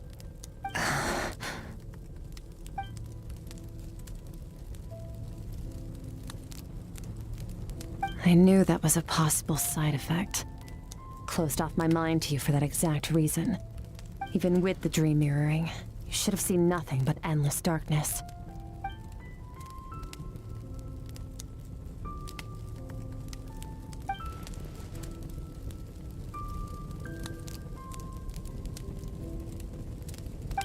Whatever. Must have been a flaw in my execution. I shouldn't be too surprised. Due to some recent circumstances, my self-control has been lacking as of late. Since you've seen what you've seen, there's no reason to hide the truth. All I ask is that you keep it a secret. No, I'm not from Teyvat. I'm from a different planet. And there was a time when I journeyed through the stars. A lot like you in some ways. Like me? Do you mean you're also a descender? No, we're different in that respect. You're influencing the fate of this world. But me, I'm just passing through. Several hundred years ago, my master, Sertologi, opened the border between worlds and sent me here. But this is not my home. And one day, I'll return to the vast unknown of space. So, There you have it. On to your second question.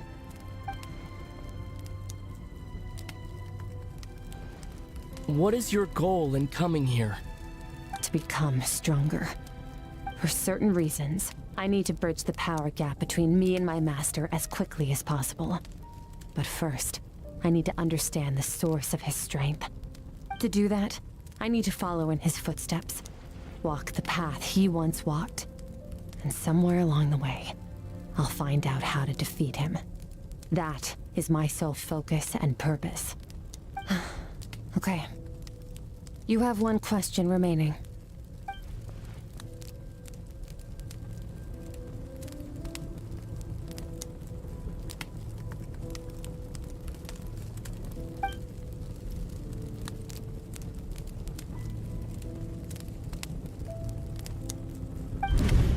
You make it sound so easy.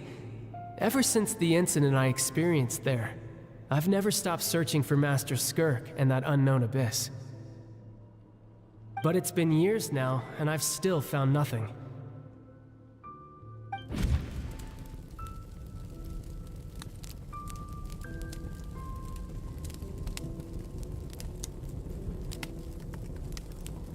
Well, your last question?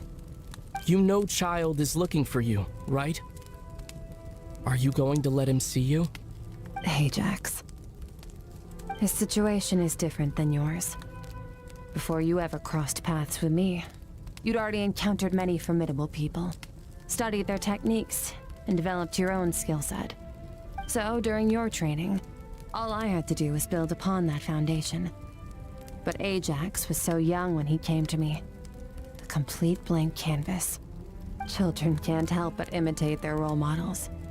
In the long run, that would only hinder his growth. Once Ajax has enough strength in his own right, I will allow us to meet again. Until then, let that motivate him to reach his full potential.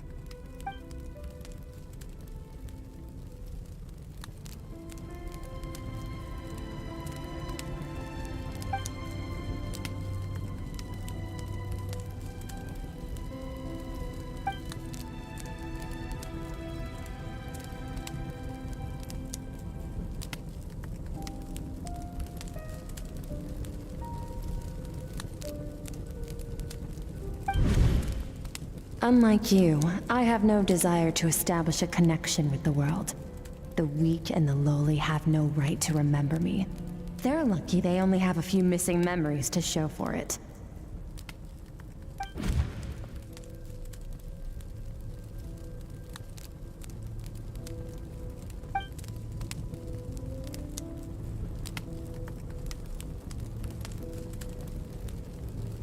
Wake up your companion.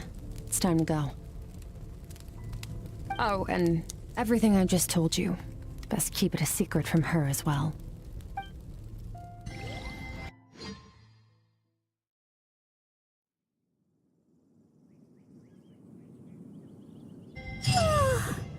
Time to go. Oh, finally. Where are we headed? Just follow me. I'll open an abyssal rift close to the culprit's location. It will take us to where he's hiding.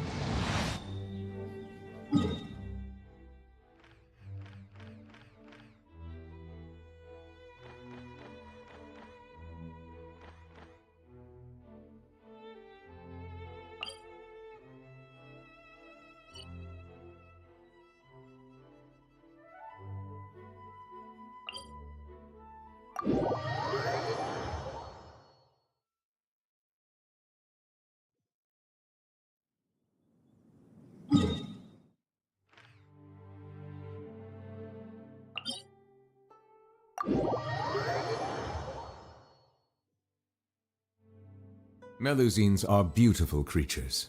They are the pride of Fontaine. Be sure to befriend them and cause them no harm.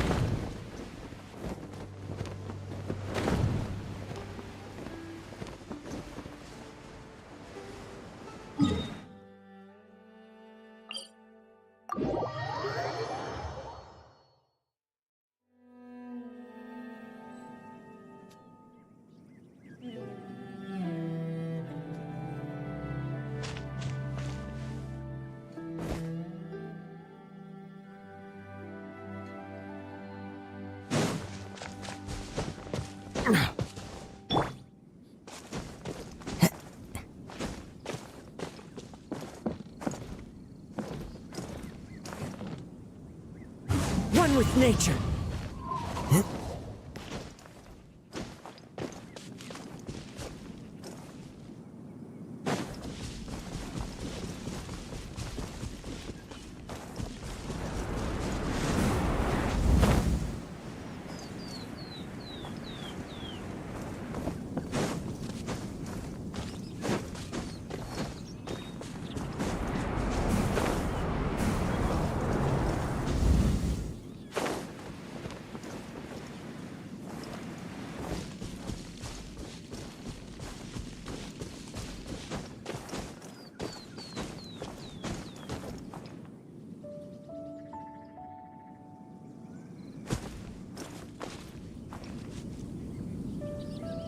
The wind knows me.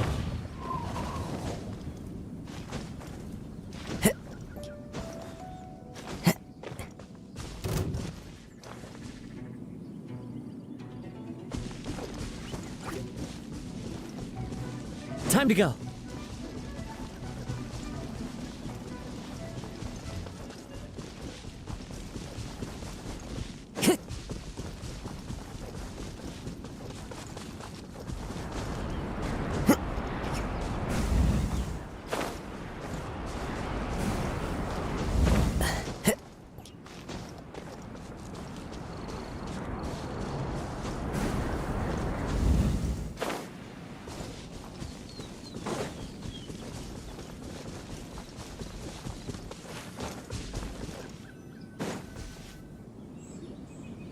Wait, this is near the chasm, right? Yes. If we enter from here, we'll be able to reach that place from your dream. You have some experience with abyssal domains by now, but still, this is someone else's territory. Best to proceed with caution. Don't worry, Paimon's an expert at hiding behind other people for safety. Oh, but, that means you need to stay safe, traveler. All right. Remember your training. Time to put it to use.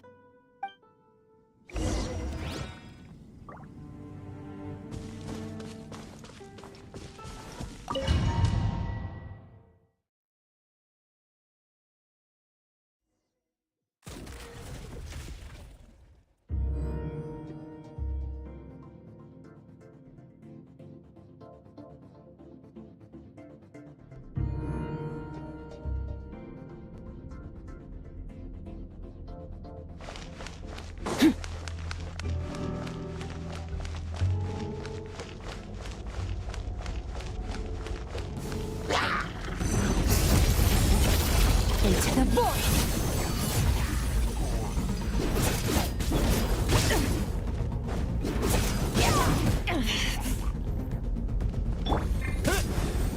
Water jet! Wipe out! Water jet! Go!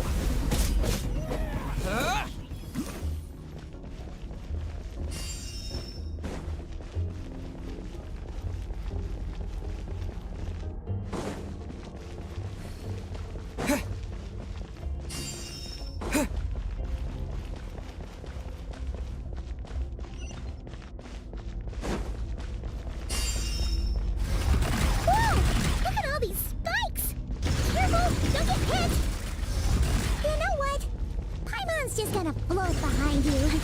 Come on, you got this.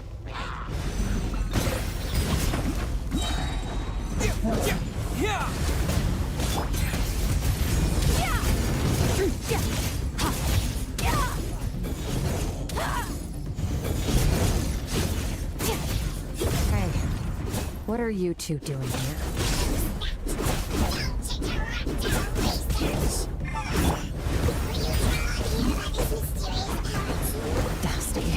Like an abandoned house. Let's press on.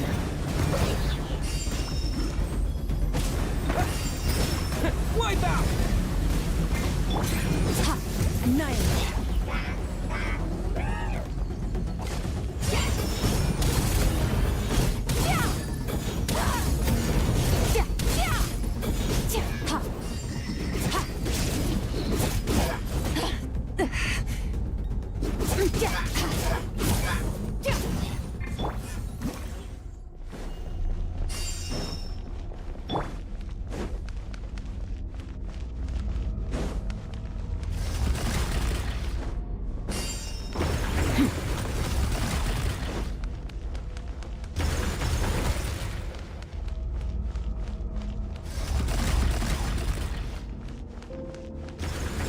That's more like it.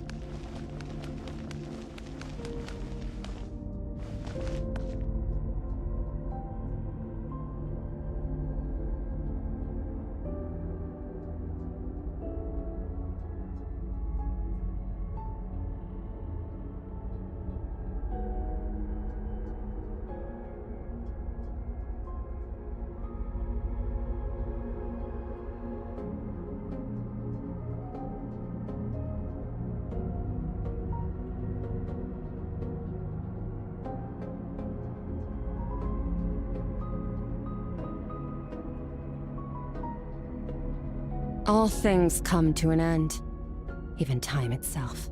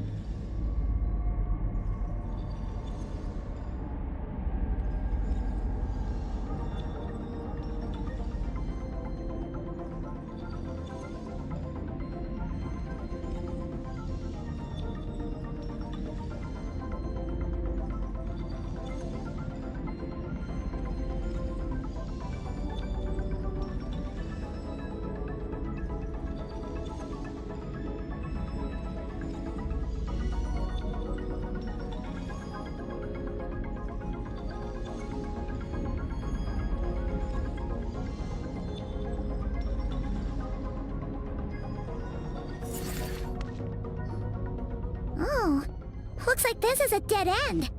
Did we make it to his hiding place? Ugh, this fog is making it impossible to see anything! This should be the place where you were attacked, Traveler. The missing part of your soul should be nearby. Can you sense where it is?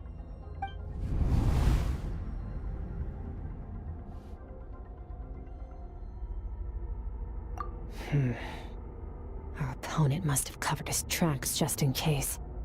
Otherwise, you should have sensed it much more strongly. Hold on! Look! The spikes are back! Stay calm.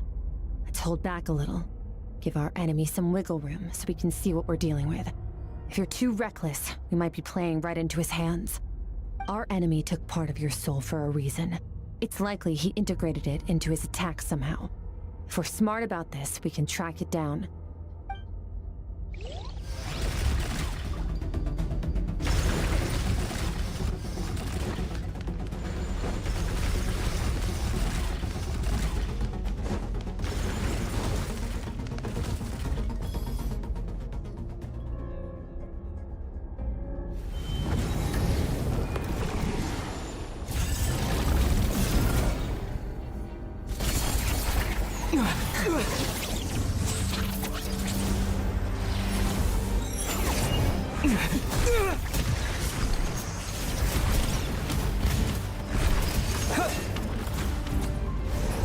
From the start, the attacks have been focused on me.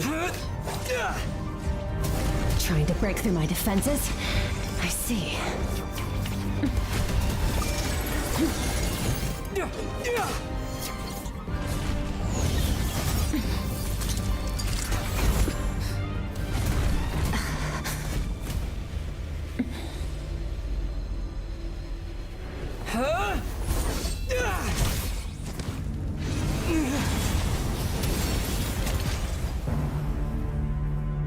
You alright? That thing was...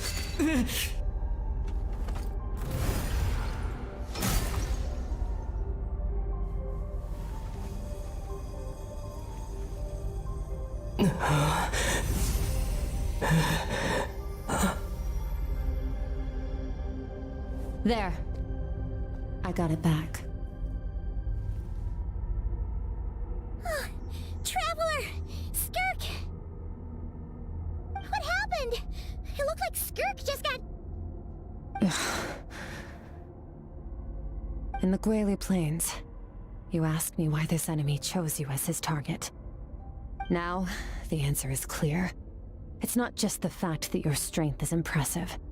It's also because of your ability to, as you put it, purify abyssal power. Whatever that actually means. The fact is, that ability allowed him to do something that should have been completely impossible. Namely, break through my defenses and steal my power.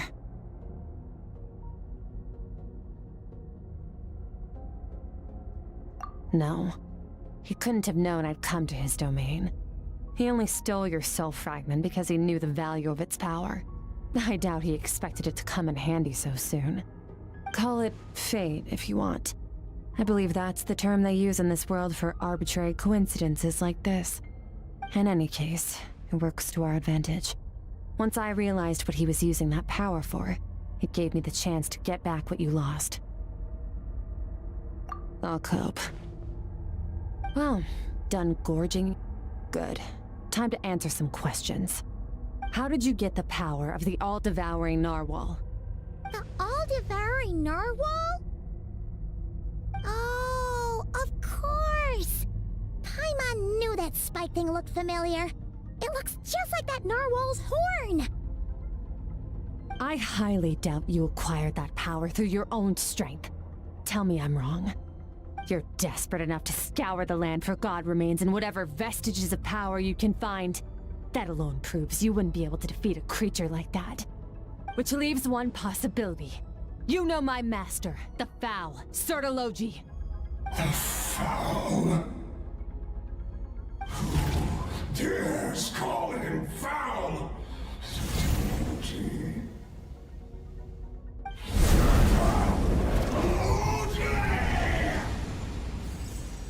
What's wrong? Bit off more power than you can chew? You're struggling to hold a basic conversation. Just a little longer. I'm still...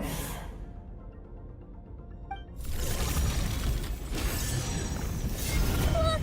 It's back! Those obsessed with power will let it devour them before abandoning their pursuit. Keep calm and use reason to decide the best course of action.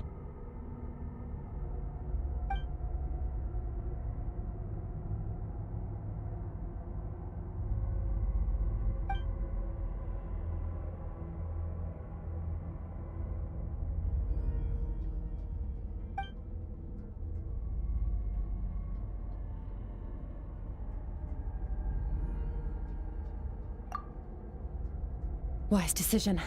Final victory doesn't always come after a single battle. You've got your soul fragment back, so we both got what we came for.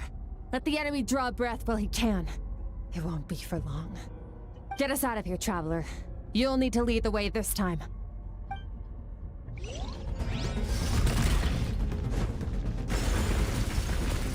Skirk, is your shoulder gonna be okay? The wound is minor.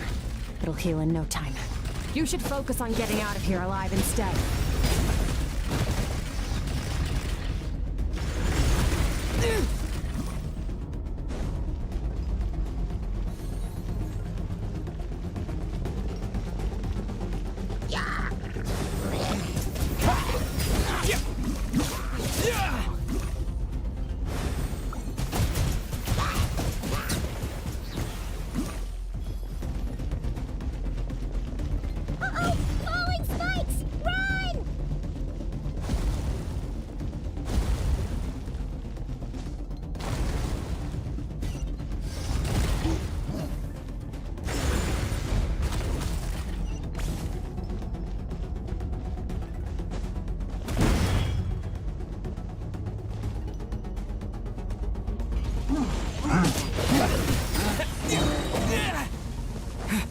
Bombs away!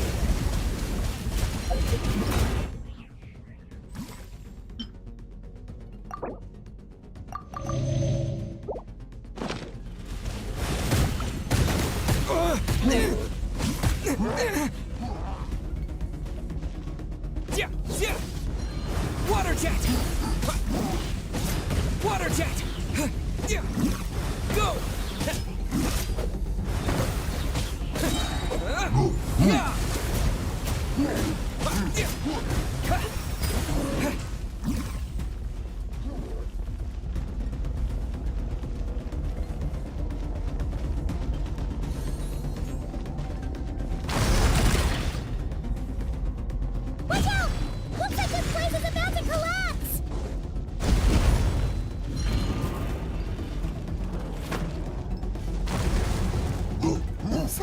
This guy's power has something to do with the all-devouring narwhal.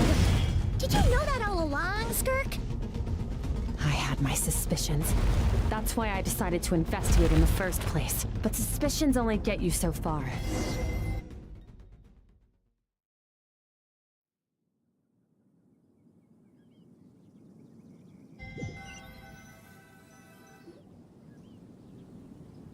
Phew. Oh, we should be safe here, right? I no longer sense his presence. Can't have followed us out of that abyssal dome. Weaklings like him will find that my power is not so easily controlled. He won't be leaving that place until he's managed to digest it. You seem surprised. I suppose that's fair. You've seen but a fraction of what that whale is capable of. That gaping maw could swallow a planet whole. It's called the all-devouring narwhal for a reason. Devouring is what it does best. It can extract power from anything, dead or alive, as long as it manages to make physical contact. Yeah. When we had our run-in with that thing, Neverlet mentioned that it has an instinct to devour. Your dragon friend recognized the nature of its abilities and used the power of Hydro to protect you. That worked because it was in a satiated state, so it was somewhat less aggressive than usual. It's a different story when it has no more power to feed off of. That's when its true voracious nature kicks in. It could devour everything on the planet in that state, which is why I cast it into that void space. But I hadn't counted on there being anyone left on this planet capable of wielding its power. To me, that says he must have encountered the whale a long time ago. Meaning, he must have known my master. Exactly. It told me everything I needed to know. Hence why I said we both got what we came for. And I believe that brings our transaction to an end. Now that you're whole again, you can get back to your own journey. I'll handle the rest of this situation myself. No way! We can't leave now! Something was stolen from you because of us! We have to help you get it back! This isn't my first taste of failure or losing power. When you fall, you get back up again and become stronger. That's how it is. But what if that monster finds you before you're all better? Plus, how are you gonna get home? It's not like you can just go swoosh and open a door to the abyss again. Not without your full strength. So, sticking with us for the time being doesn't sound so bad, does it? Fair enough. Then take this. What is it? A bag of Mora. Nothing in this world is free. I know that much. I'll leave the planning to you. Hurry up and decide where to go. We shouldn't linger. We should take Skirk somewhere she can rest. He'll know something about Master. I'm sure of it. Next time, I need to be ready. Fine. It was just a scratch. It'll take time to recover my strength, of course. But adapting to situations like this is nothing new for me. Oh, this. It's a star crystal suit. Abyssal energy is scarce in Teyvat. Wearing this helps me access it more freely. It stores concentrated abyssal energy that I can draw from on the go. When the energy runs out, it reverts back to its original form. Found somewhere to rest. Well, lead the way then.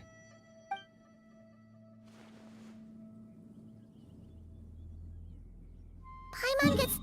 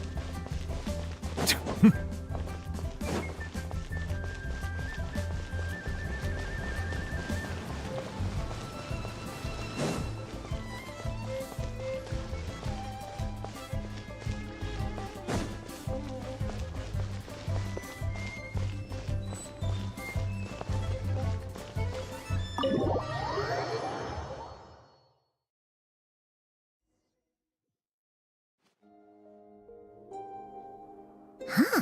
This bag from Skirk has a ton of Mora in it. Does she have a job or something? Wait, no. After what we saw at Wamin Restaurant, that seems impossible. Can you imagine? It would go something like... I'll be collecting my paycheck now, boss. Oh, sure thing. Wait, who are you? Have we met? Can't hold a job if you make everyone forget about you. So, what did you do to get all this Mora? Claimed some buried treasure, took care of a few monsters that were causing trouble. Nothing untoward. It's safe to use. Ah! You heard all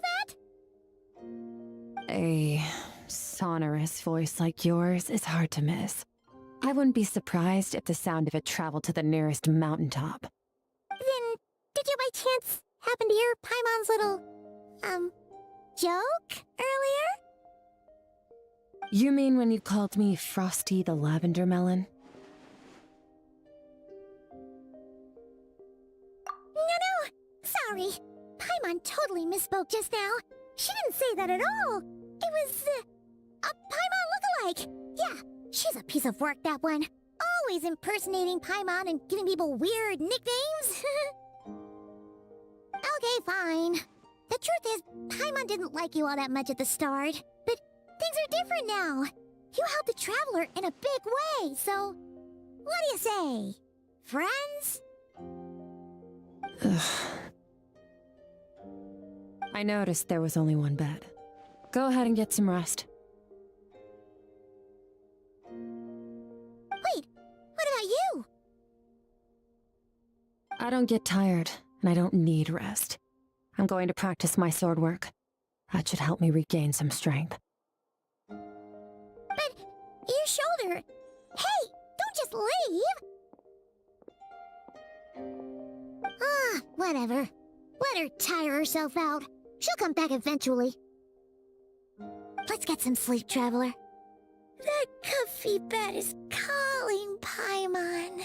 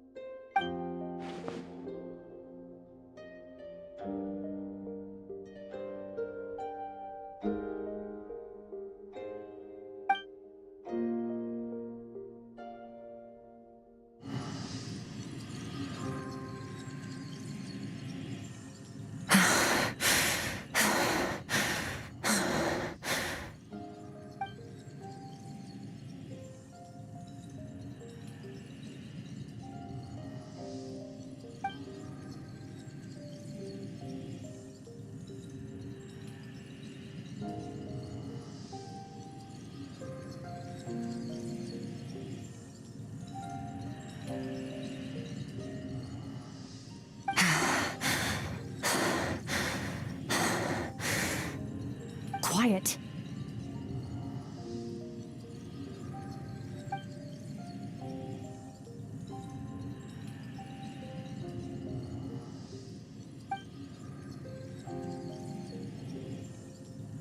Do you even remember how many of us perished in that fire?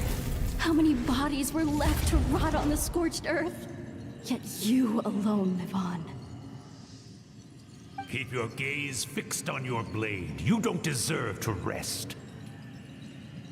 Run, Skirk. Run! Only death awaits us here. Keep running, and don't ever look back.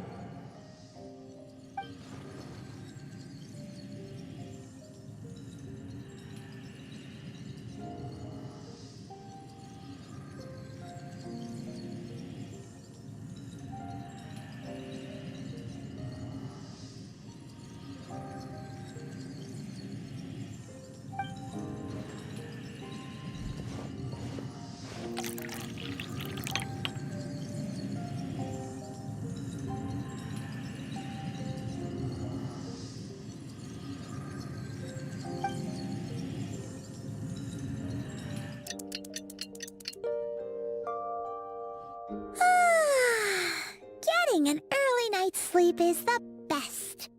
That bed was so comfy. Wait, Skirk?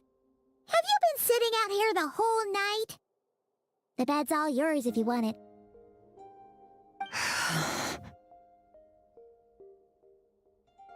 About 60%, maybe 70. Whew! Paimon thought it would take at least a couple of days. That was fast.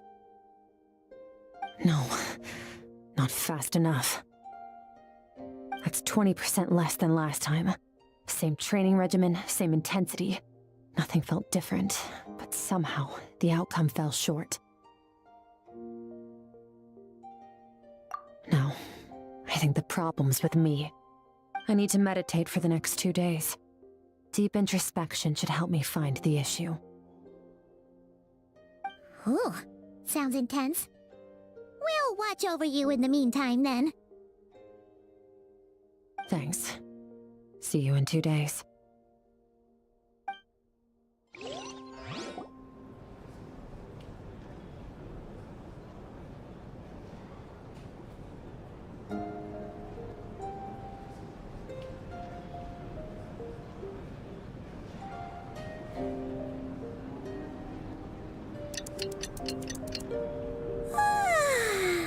Morning! Skirk is still meditating, huh? It's been 2 days already. Shouldn't she be awake by now? Paimon can't think of anything we can do to help. Oh, wait! Breakfast! That's it! Paimon will go get breakfast! Skirk is gonna be starving when she wakes up. Be right back.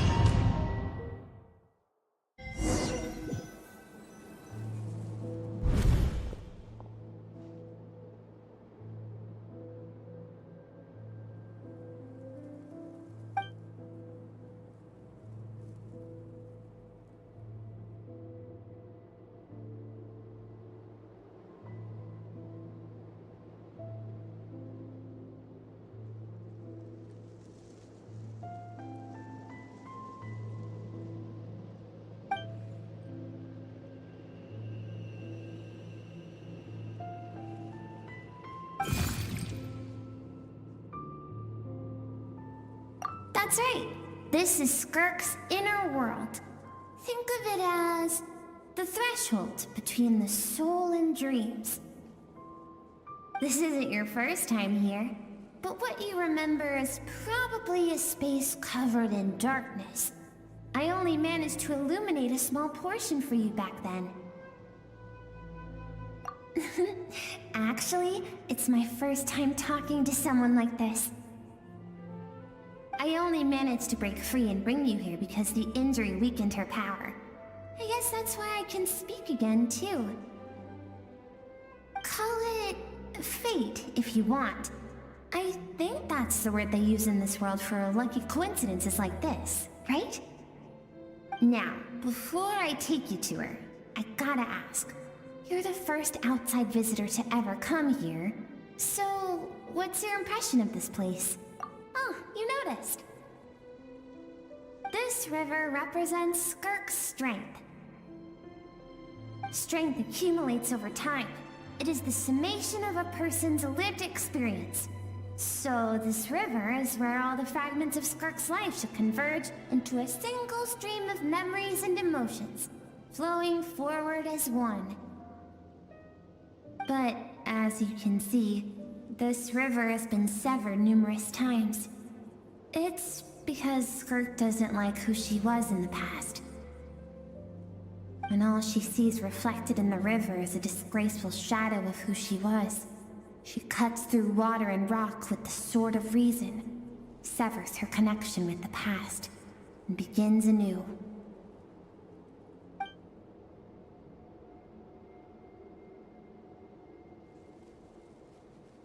You must learn to shut out all the pointless emotion, crush the self that makes you weak, and become master over your physical form. This isn't my first taste of failure or losing power. When you fall, you get back up again and become stronger. That's how it is.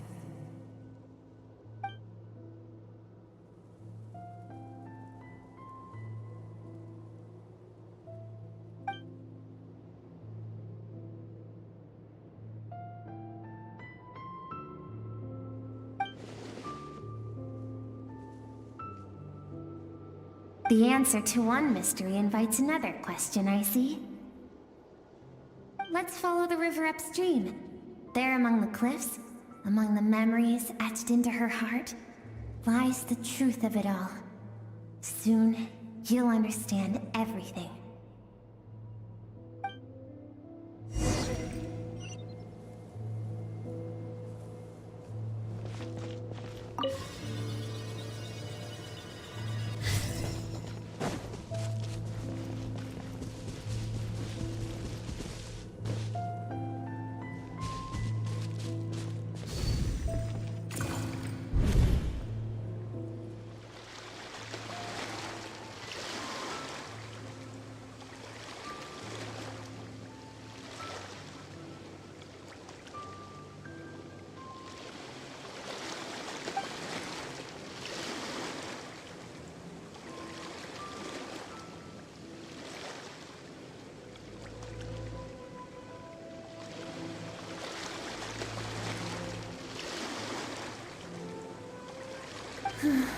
I've always thought that, even when falling leaves don't come from the same tree, they can still form bonds of kinship when they meet.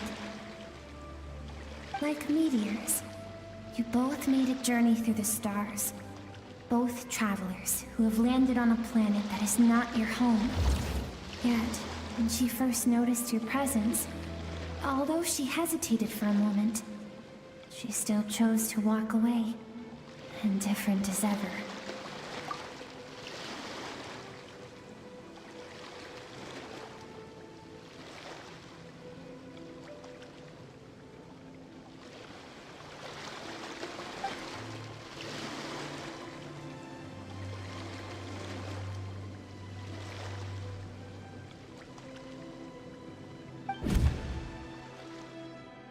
Seems like you've answered your own question.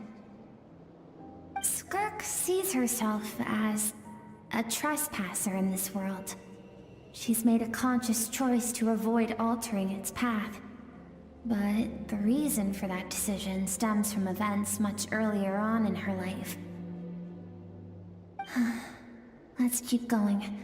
It's still a long way to the source of the river.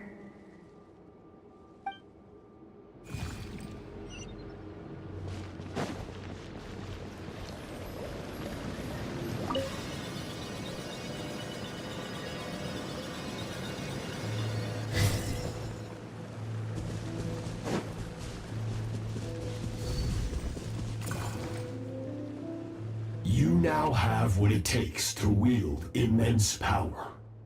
From this day forth, I shall teach you no more.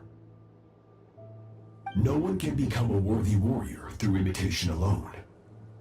I have given you fangs and claws. Now, you must learn to hunt. You wish me to travel the world beyond on my own, Master? Indeed. Make new friends.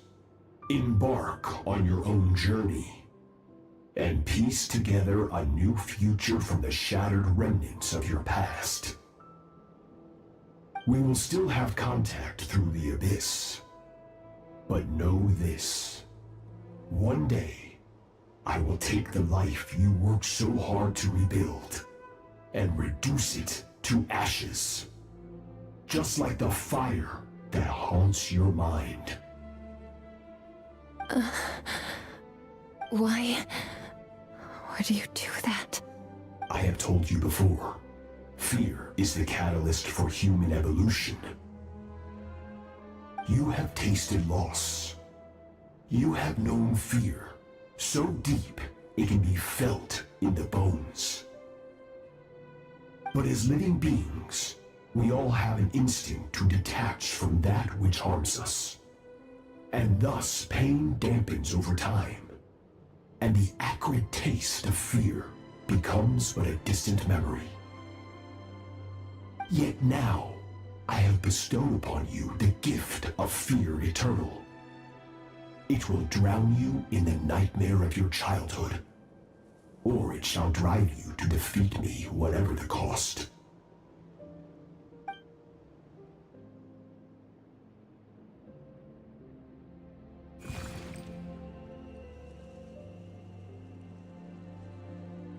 That is what Skirk's master, the foul Sertologi, looked like at one point in time. Of course, as a higher being, physical form is a triviality to him. He could appear as a beast, a human, or even a monster that defies description. The form you see him in here, clad in abyssal armor, is the one he usually wears when traveling through the stars.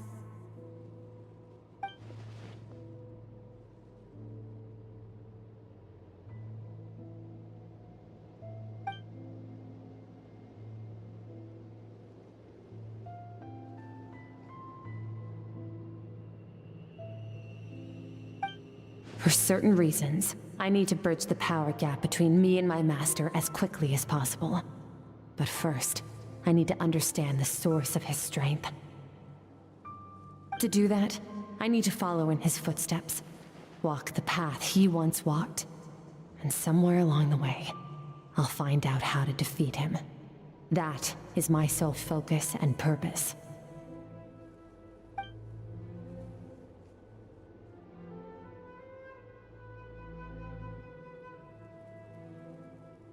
I'll let you in on a little secret. The real Sertologi is terrifying.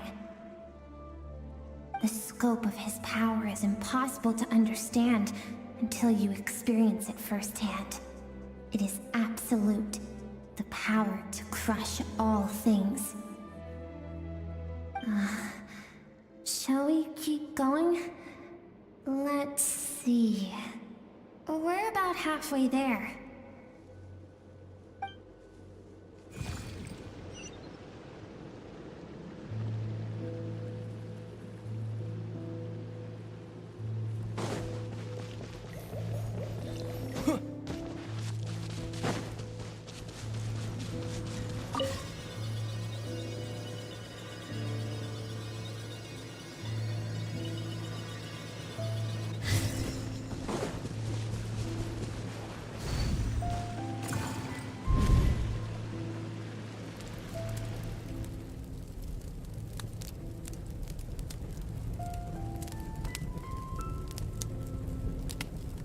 We've made it quite a ways already. This is Skirk, when she first began training under Sertologi. I have set your broken wrist. Tomorrow, you're to train twice as hard. No tears this time. Good. Attempting to garner sympathy through tears is a habit of the weak. A pitiful, useless ploy. Can I ask a question, Master? Why did you save me? I keep thinking, maybe it would be better if I had died. I wouldn't be haunted by that fire all the time. I wouldn't have to go on like this. I saved you because I have a plan for you. It has been too long since I fought a battle that demanded my full strength, and I hunger for it. Every so-called genius and prodigy I have faced has crumbled like sand underfoot.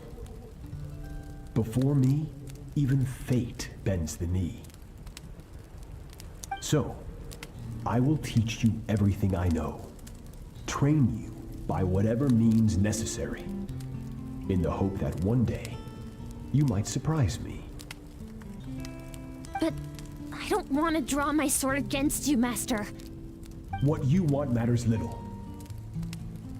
Among the boundless sea of stars, the cries of the weak are but faint murmurs that disappear into the void. You of all people know that well. Yes, Master. From that day forward, all she knew was grueling training, emptiness, and fatigue.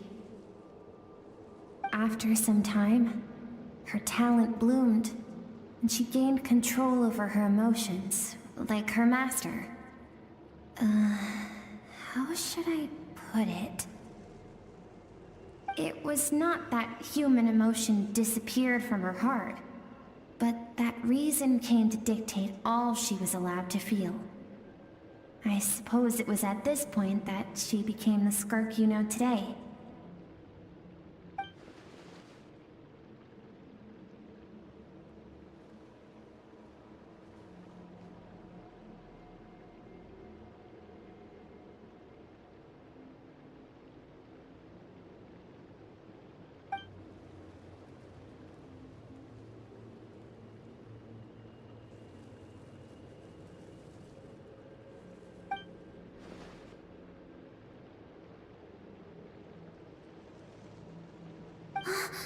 We're nearly there. I almost don't want to reach the end. Well, shall we? This is the final stretch.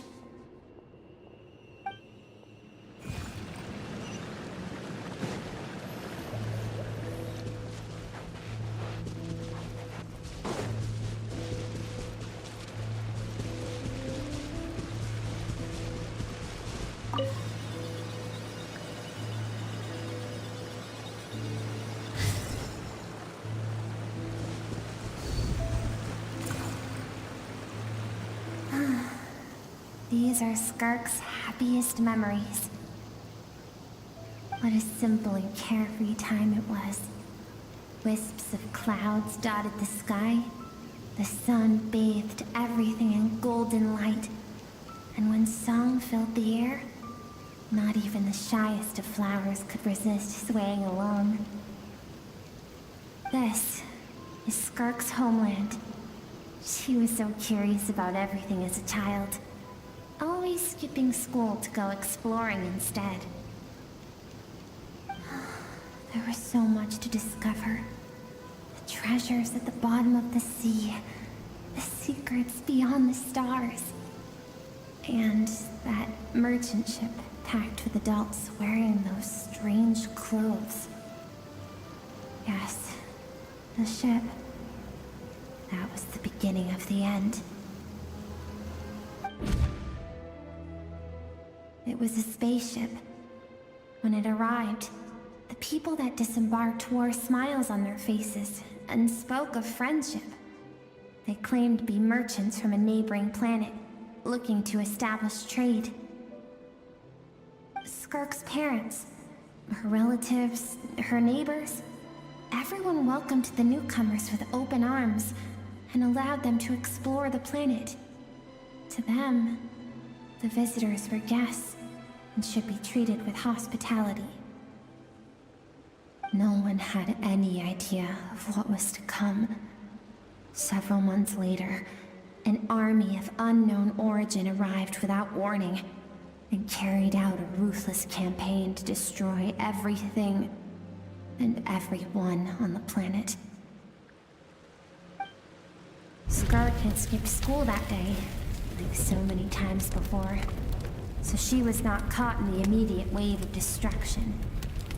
But when she came home that day, only fire and ruin awaited her. Countless people cried out to her for help. People she knew and loved. Friends and relatives. The little girl who lived next door. The shop owner with the bad leg. The bad-tempered teacher she had made fun of just that morning. Their lives were discarded like worthless trash, as the fire consumed one life after another. Skirk was helpless. All she could do was run. And so she did. She kept running, until an unexpected figure crossed her path. If Sertology hadn't been there in that moment, the fire would have claimed her life too. And there she would have remained, left to rot in the scorched earth, with no answer as to why any of this was happening.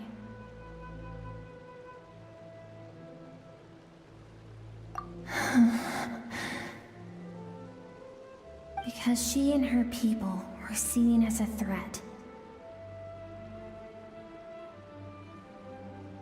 As the initial merchant ship explored the planet, they discovered that it hadn't always had the condition to support life.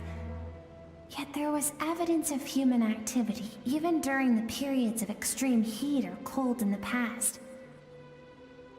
Further research revealed that, over time, the people of this planet had evolved the ability to adapt to any type of environment or energy source.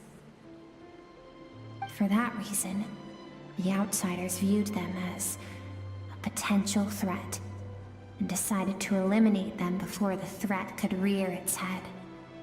And so, the army was called, and the so-called danger was wiped from the face of the planet.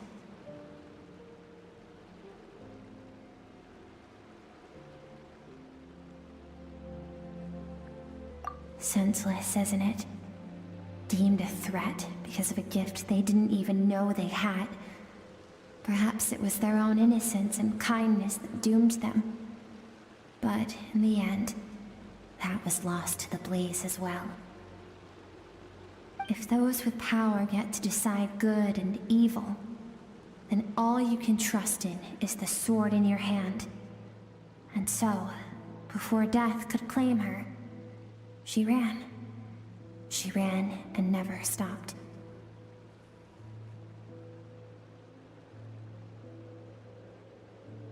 No one wants to relive their most painful moments.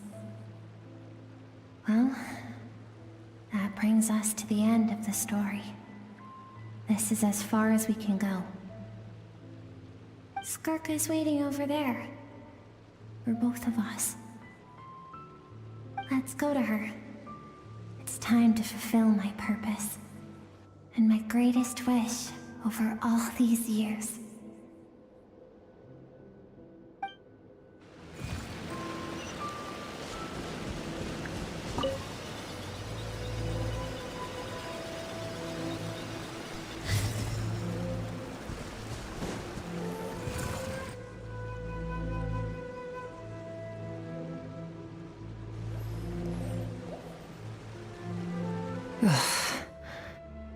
So all this, just so you could bring him here. I have things to say to you. Well, to me.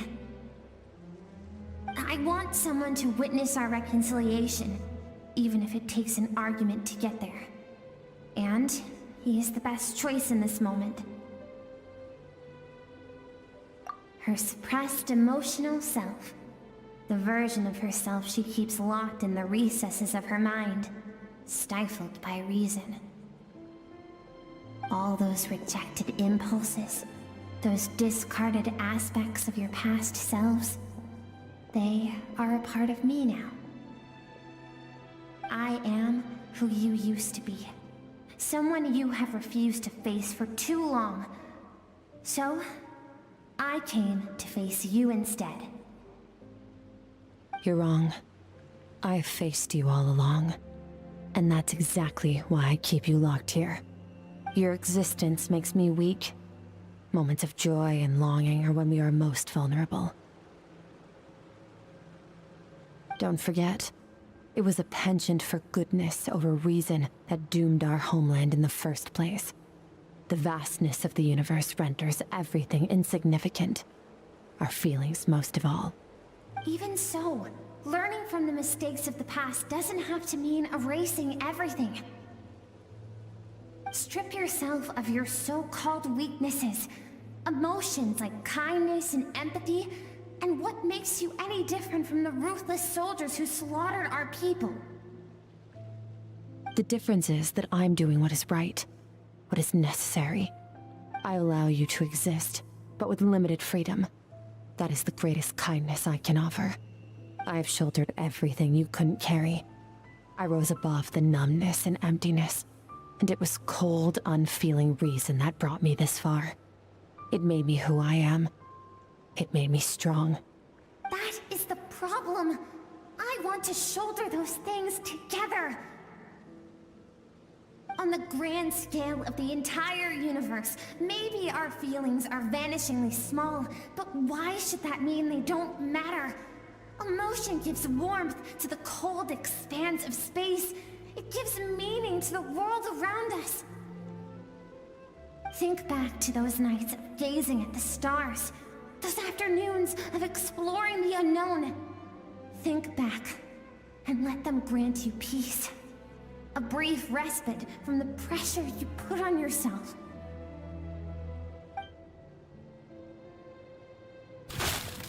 That isn't what we need. Exactly what we need. Aren't you curious about why recovering your strength has taken longer than normal this time? Finally, you get to the important part. That is the only answer I came here to find. Then look around. Look at your inner world. You cast aside your dreams and curiosity, and in doing so, you lost your original motivation. You severed all connection to who you used to be, so you can no longer draw strength from your past. Now, the only things driving you forward are fear and survivor's guilt. But these cannot take you far enough. And so, this river, the source of your strength, grows more polluted by the day. And do you think that means I should seek help from a weak little thing like you? Your emotional self isn't weak. The fact that she transcended time and broke free from her constraints to come and face you, that proves it. Thank you for saying that. I knew bringing you here would be the right choice. To be honest, I'm not here to argue with you. This isn't about who's right or wrong. And in fact, I agree that in order to make it through the wake of that tragedy, we had to distance ourselves from the pain through reason over emotion. But what is right at one point in time isn't always right forever. I know you will never forget that fire. I know the fact that you were the sole survivor fills you with guilt. And I know that among the voices that haunt you, mine is there too. Because deep down, you know that you didn't turn out to be the person you wanted to be. All those unfulfilled hopes are like knives to the heart. And I don't want you to hurt anymore. So even if you can't accept me, I hope, at least, that you can let go. I keep thinking, maybe it would be better if I had died. I wouldn't be haunted by that fire all the time.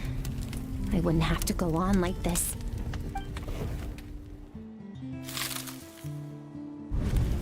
Your dad and I, we're not afraid to stare death in the face, but we need you to survive.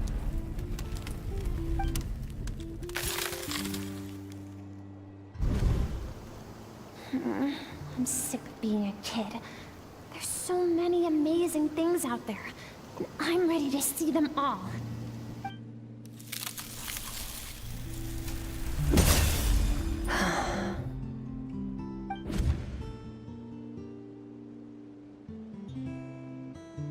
I remember. There was a song Mom and Dad always sang when we went out to fetch water. Dancing water. The sand along your path is begging for your song and movement. Will you carry this burden with you on your journey? I am not the dancing water, and you are not the burdensome sand. But if this is your wish, then I will carry you with me until the end. Thank you. I should be thanking you.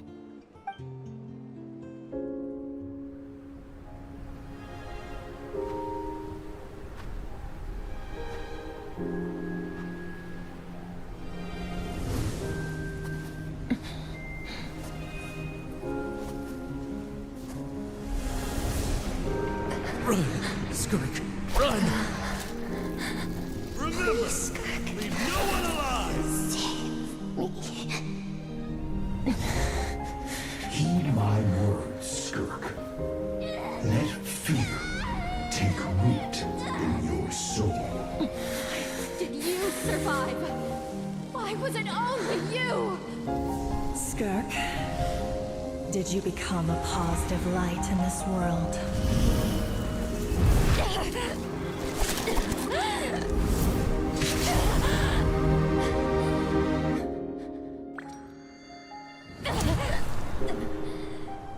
Hey, this doesn't have to be the end.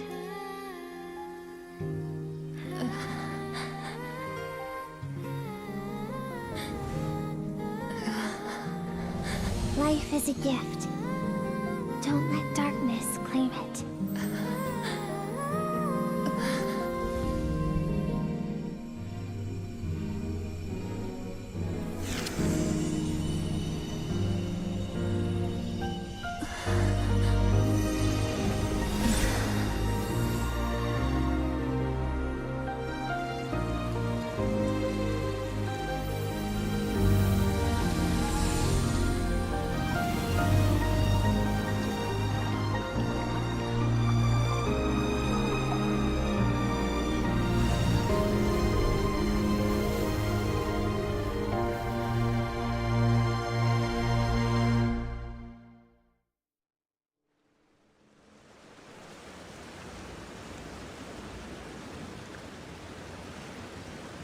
So, you saw my memories then. I once asked my master if survival of the strongest was the law of the universe. He said no. But in a world without order, those with no moral boundaries tend to be the ones who survive.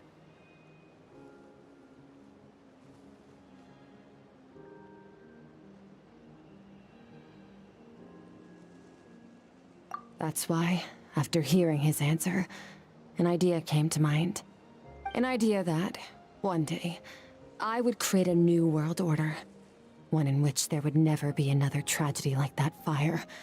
One in which power was not the law of the land.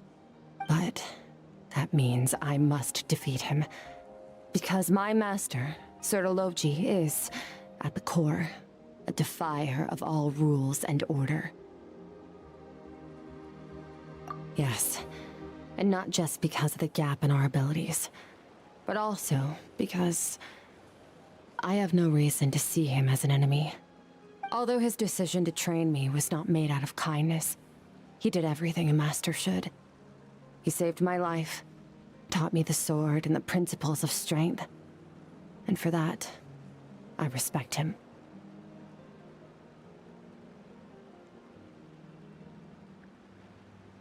I know, and it's not something I want. But Master never goes back on his word. I have to treat everything he says as a promise. He's no longer into that, but he sends me messages through the abyss every now and then. Most of them are simple greetings, or an answer to one of my questions. Every time I hear from him, my heart skips a beat. And I wonder if this is the moment where he'll finally appear before me and tear down everything I've built to pieces. Maybe that means I do live in eternal fear, just like he said. Yes, I respect him, but I'm also afraid of him. And for that reason, the pursuit of strength consumes every moment of my life. I don't know what Master has planned, but I have to be ready. Help me? Why? This isn't your fight. Because if we want to build the world we both want to see, everyone has to be willing to fight for it. If we all do our part, we can make the entire universe a kinder place.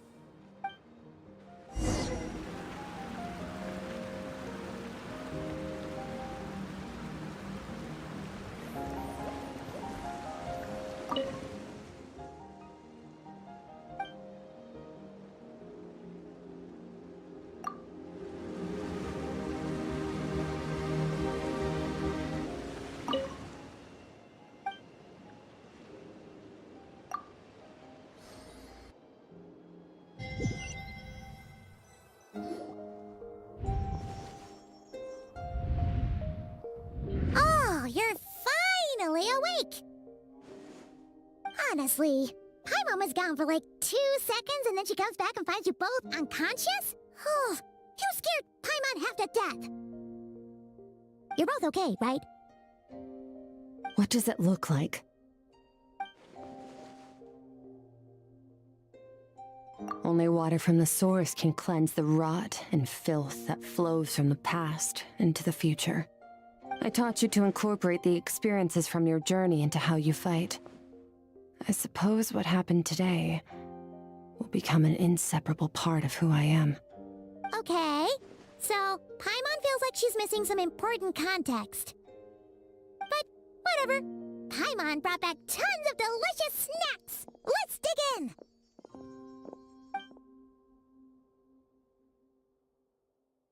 All right. It's about time we finished what we started. We're gonna deal with this thief for good, right?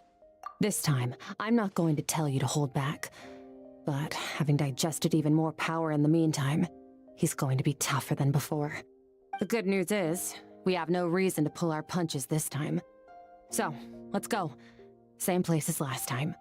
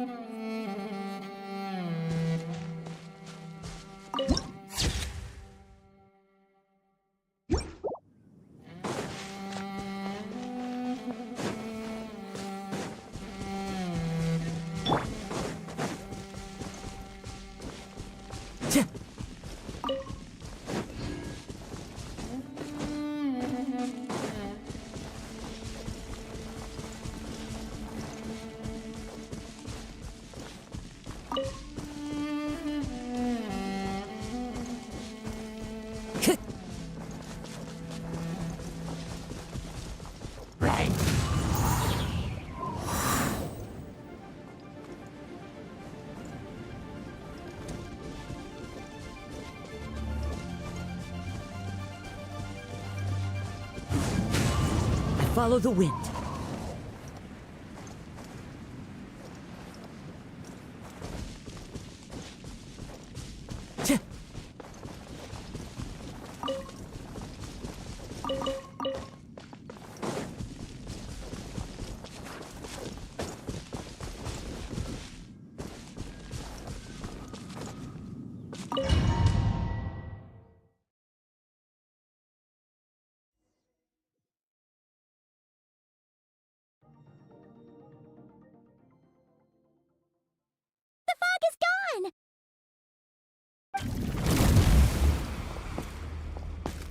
Wait, isn't that the form the all-devouring narwhal changed into?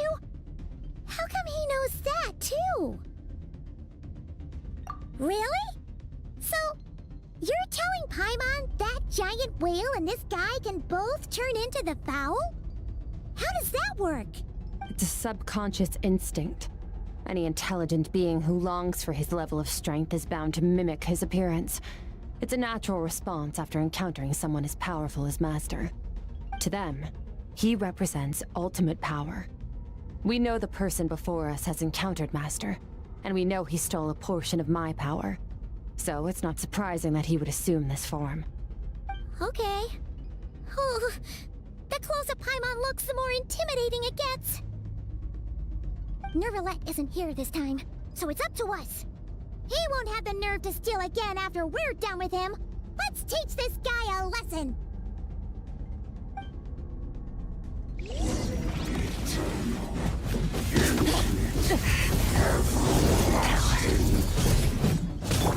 Go!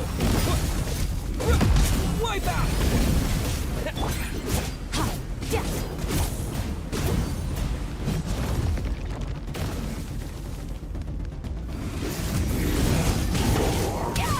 More to wield.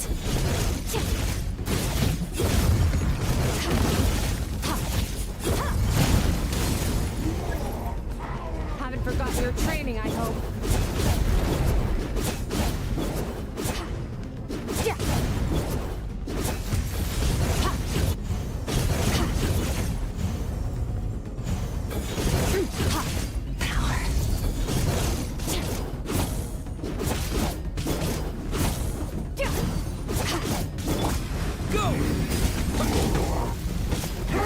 Water jet!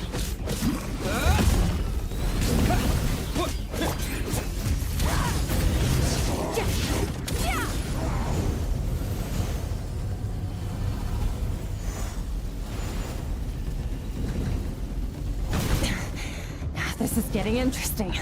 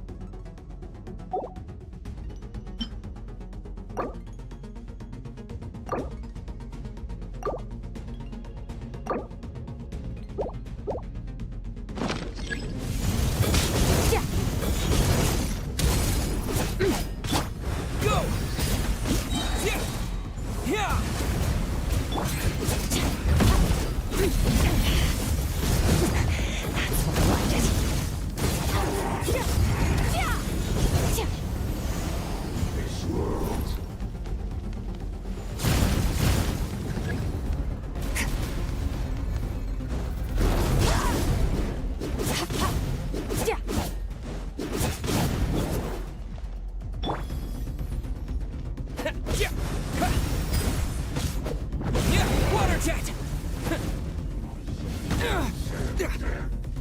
Once more!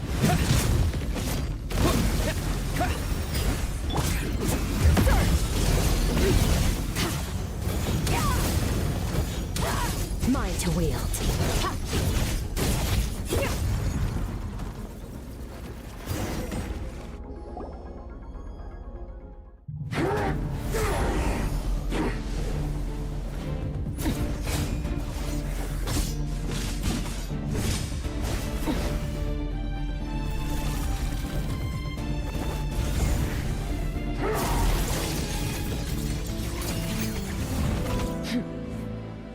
Haven't had enough of my power.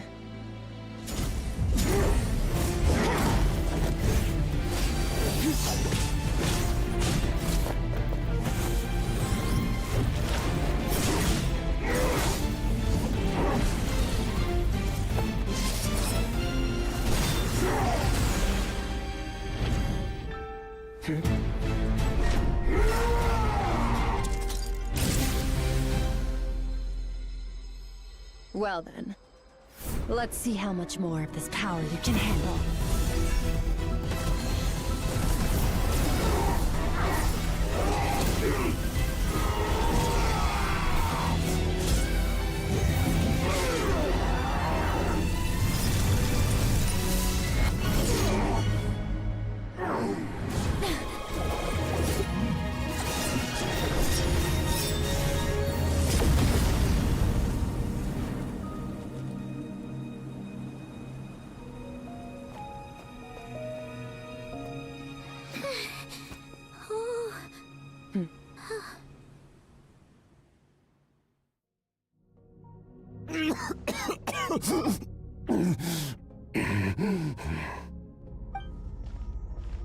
Well, have you come to your senses?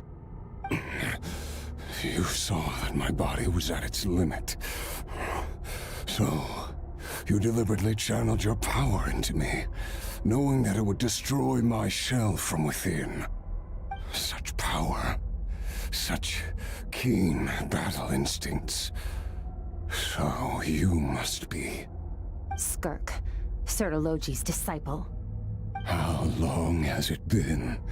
How long has he been away from Tevat? Hundreds of years. Hundreds? Sorry, it's a lot to take in. I should introduce myself. I am Skofnungar, a friend of your master and one of his followers. This is the first time I've heard your name, Skirk.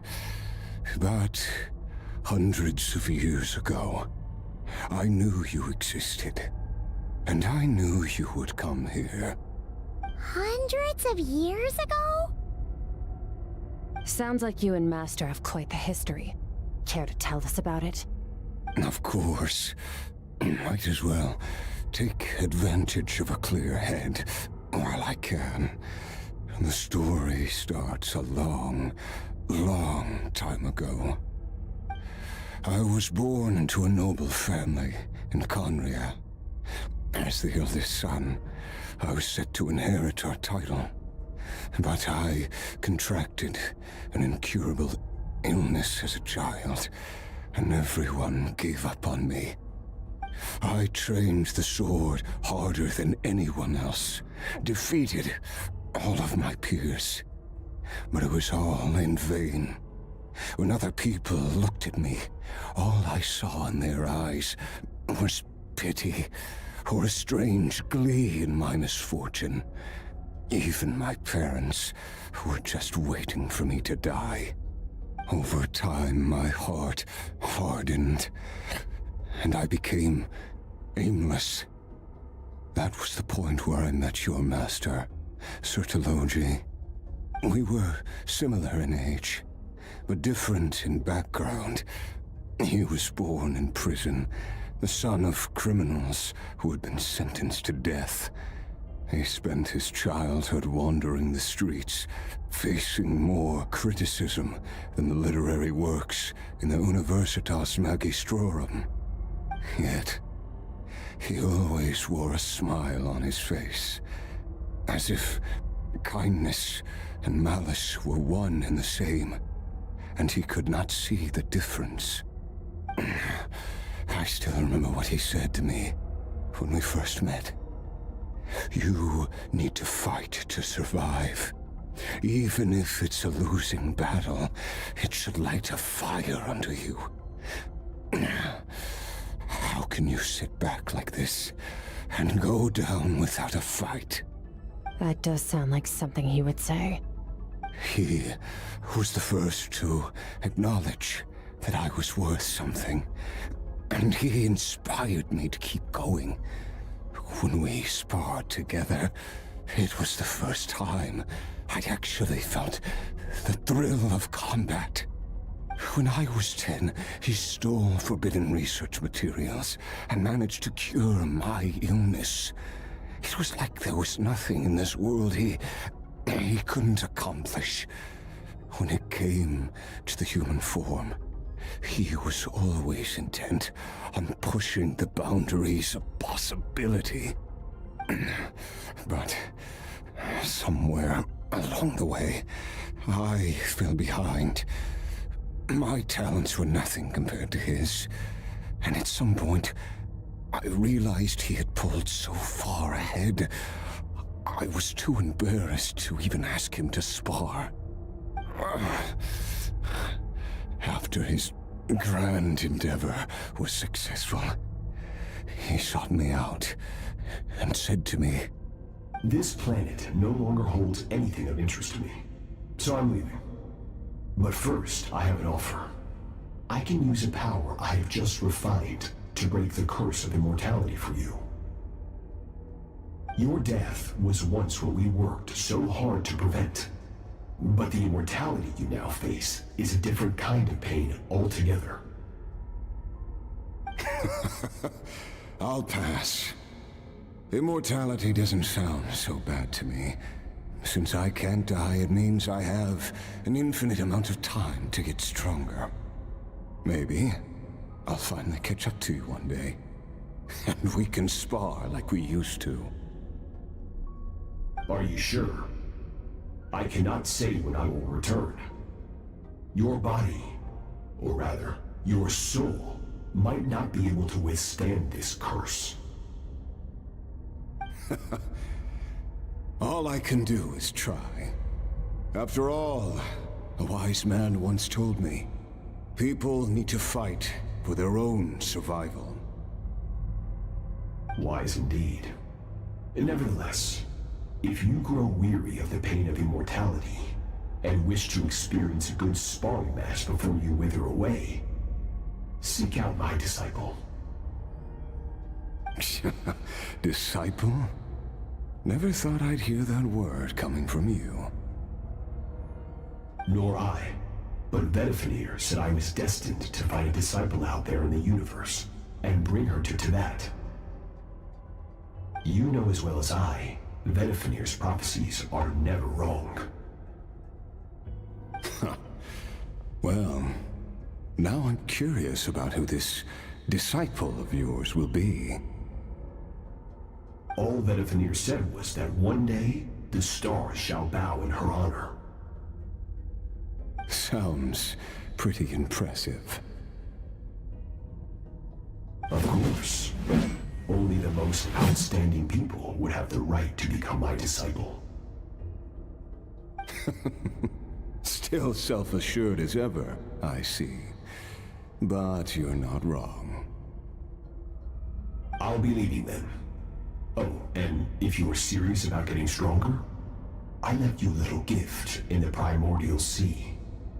As I've said before, walk whatever path you want. Freedom means even the wicked get to make their own choices. Waiting for me in the Primordial Sea was the all-devouring narwhal, already beaten into submission by Sertologi. In its weakened state, I was able to cut off part of its flesh and sew it into my own heart. Your heart? That sounds like torture! How did you even survive that? Because, of course, I bear the curse of immortality. So, you used the curse to turn yourself into a vessel for power. Even with that whale's ability, devouring power like that is not something the human body can withstand. With your body and soul constantly at the breaking point, it was the curse of immortality that sustained you. But that is not the path to strength. You have to pour your heart into it, work for it, dream of it. Instead, you stole something that didn't belong to you, and it backfired. You're right. I should have known better, but I had already pushed myself to my limits, and he was still miles ahead of me. So I had to take a leap of faith. I miss your master. I miss the days when we were all together, troublemakers without a home. I don't regret the choice I made. But if you'll allow it, I do want to apologize. To both of you. After the beating we just gave you, I think we can call it even.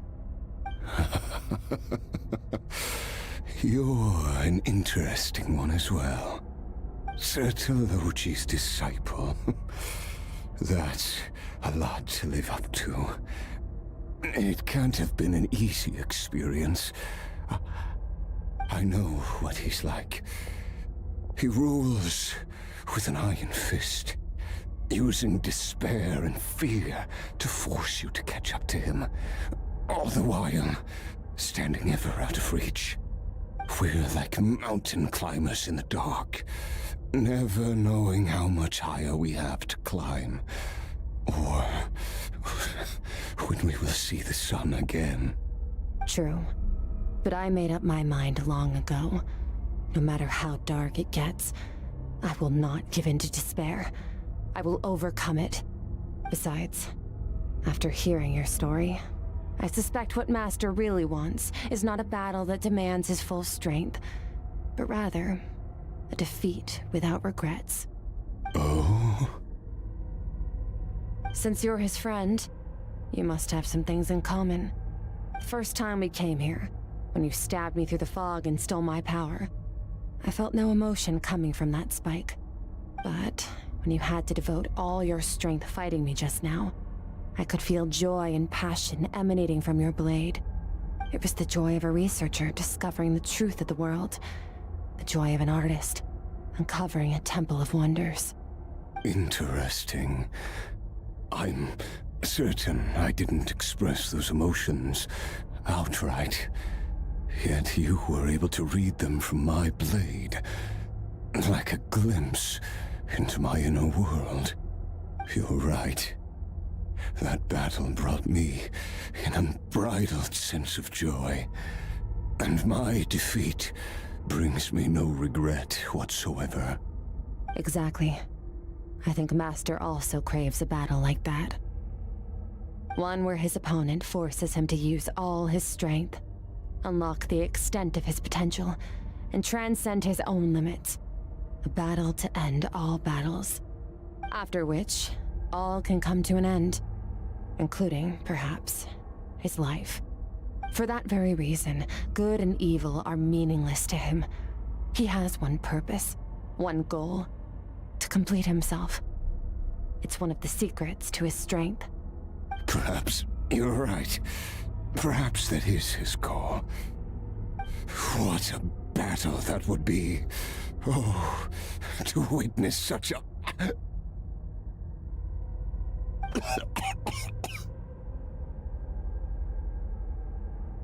Are you okay? Too many different kinds of power are surging through my body. The curse of immortality allows it all to coexist, but it does not remove the pain. I won't be able to hold on to my sanity for much longer. What a shame. I would have loved to witness that battle. Sertologi once offered to free me from this curse. Now, I must ask that of you, Skirk. Can you release me from the pain? I can, but not through death, if that's what you were hoping for. It's not a suitable punishment for your crime.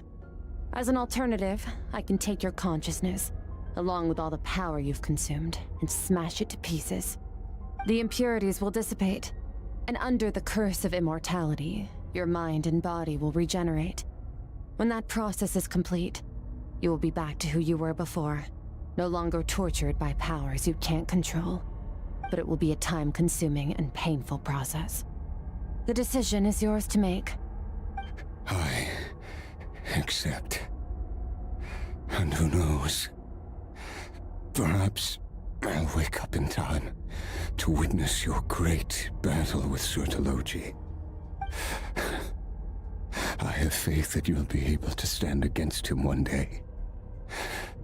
Though I know it'll be a long and arduous road. If we are climbers in the dark, it appears the dawn has finally broken for me. But your ascent continues. At least, it looks like you are not alone on your journey. I will reach the top of this mountain, no matter what it takes. And you, Skofnungur, will be my witness at the end of all things. That's finally over.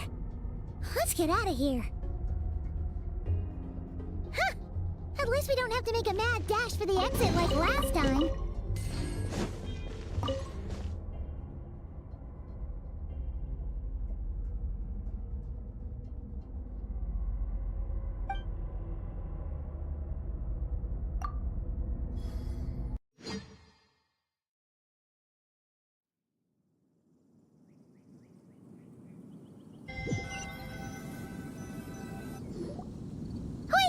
What?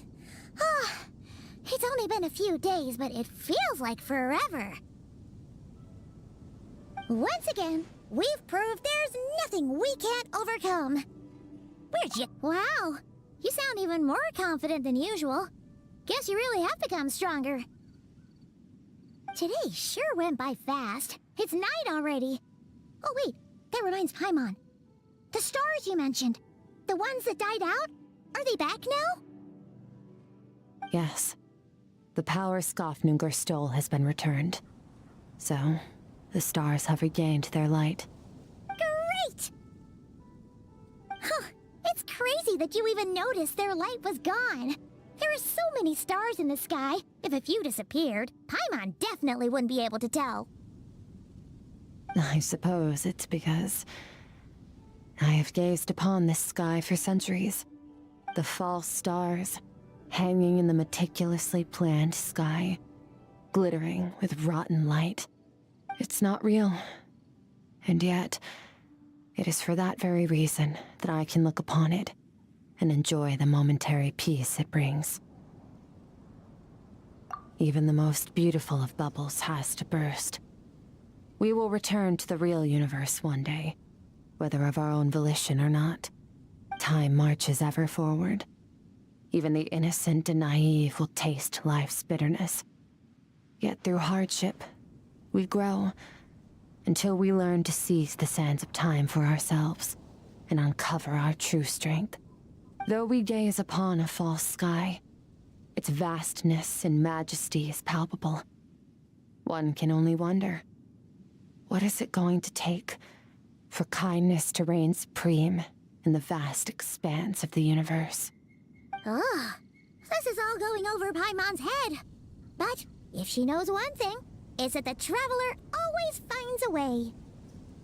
Ever since we met, he has filled Paimon's days with happiness. No matter how tough things get, he always finds a way to make it better. If it's too big a job for one person, then we'll do it with two. And if two's still not enough, then three. We've met so many amazing friends and accomplished so many amazing things. As long as we don't give up, we can make any wish come true. I suppose when it comes to you, anything is possible. Well, I should be going. Now that my power is no longer isolated from my emotions, I need more practice to get used to it. I suppose fate will decide. Maybe we'll bump into each other on the street. Or maybe we'll reunite on a different planet entirely. Regardless, reunions and partings are but passing moments. More than anything, I hope that, at the end of this journey, wherever it takes us, we stand in a world reborn. One without war, pain, or forced partings. One where new life can bloom, even where there was once nothing but scorched earth. For this, we must all work to become stronger. If that's what you want to call me, I won't object. Goodbye. Bye!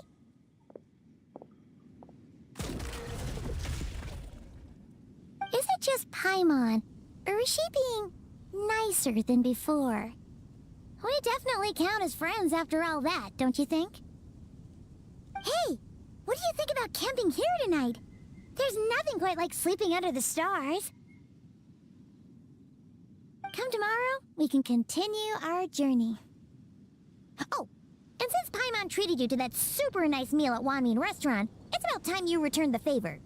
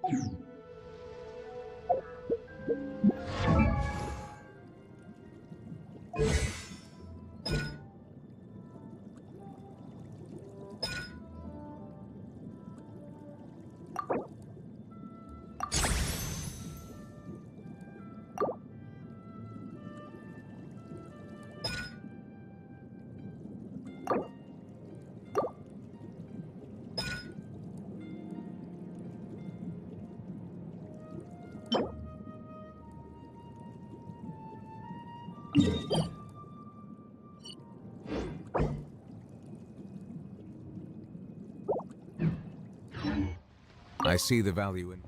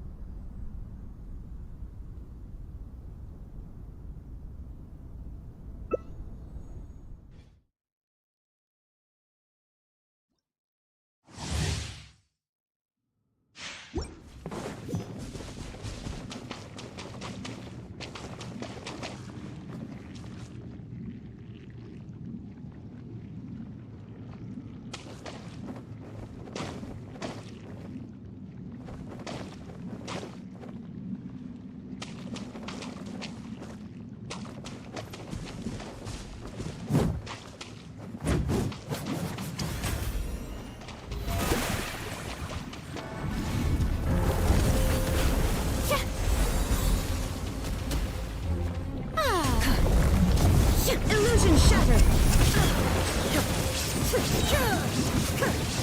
Inazuma shines eternal! There is no escape! Witness my power!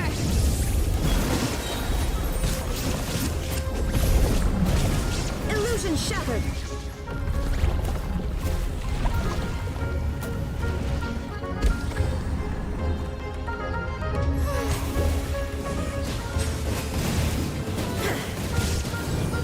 There is no escape!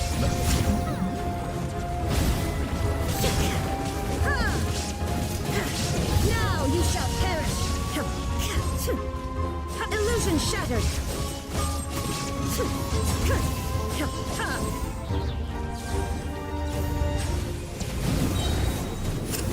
There is no escape! Let the world come! Inazuma shines eternal!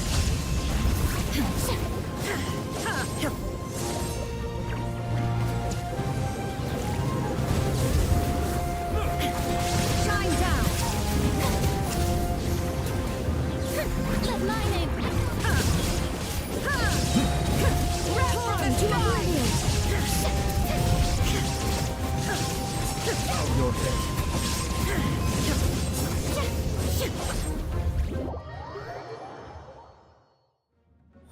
The tides beckon.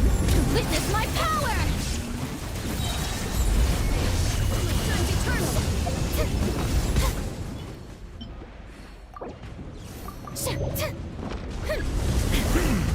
Shine down!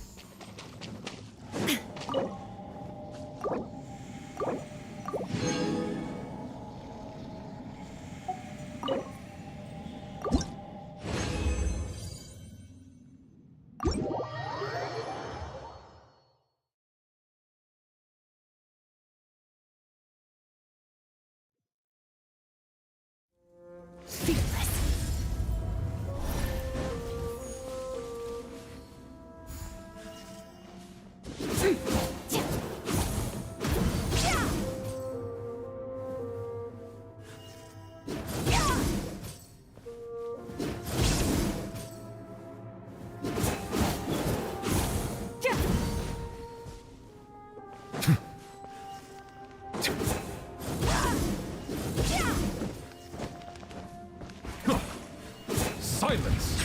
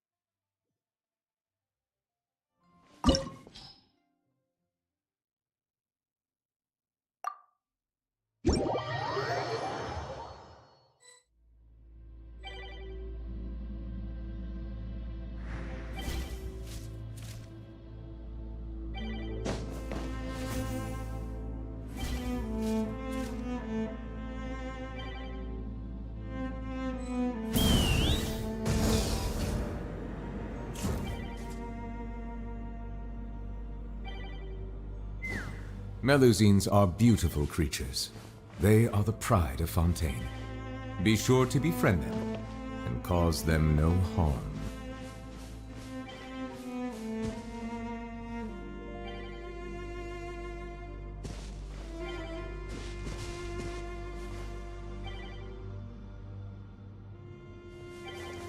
Wind Strider! I created another universe, founded paradise, for I, Fischl, and the princess. One with nature.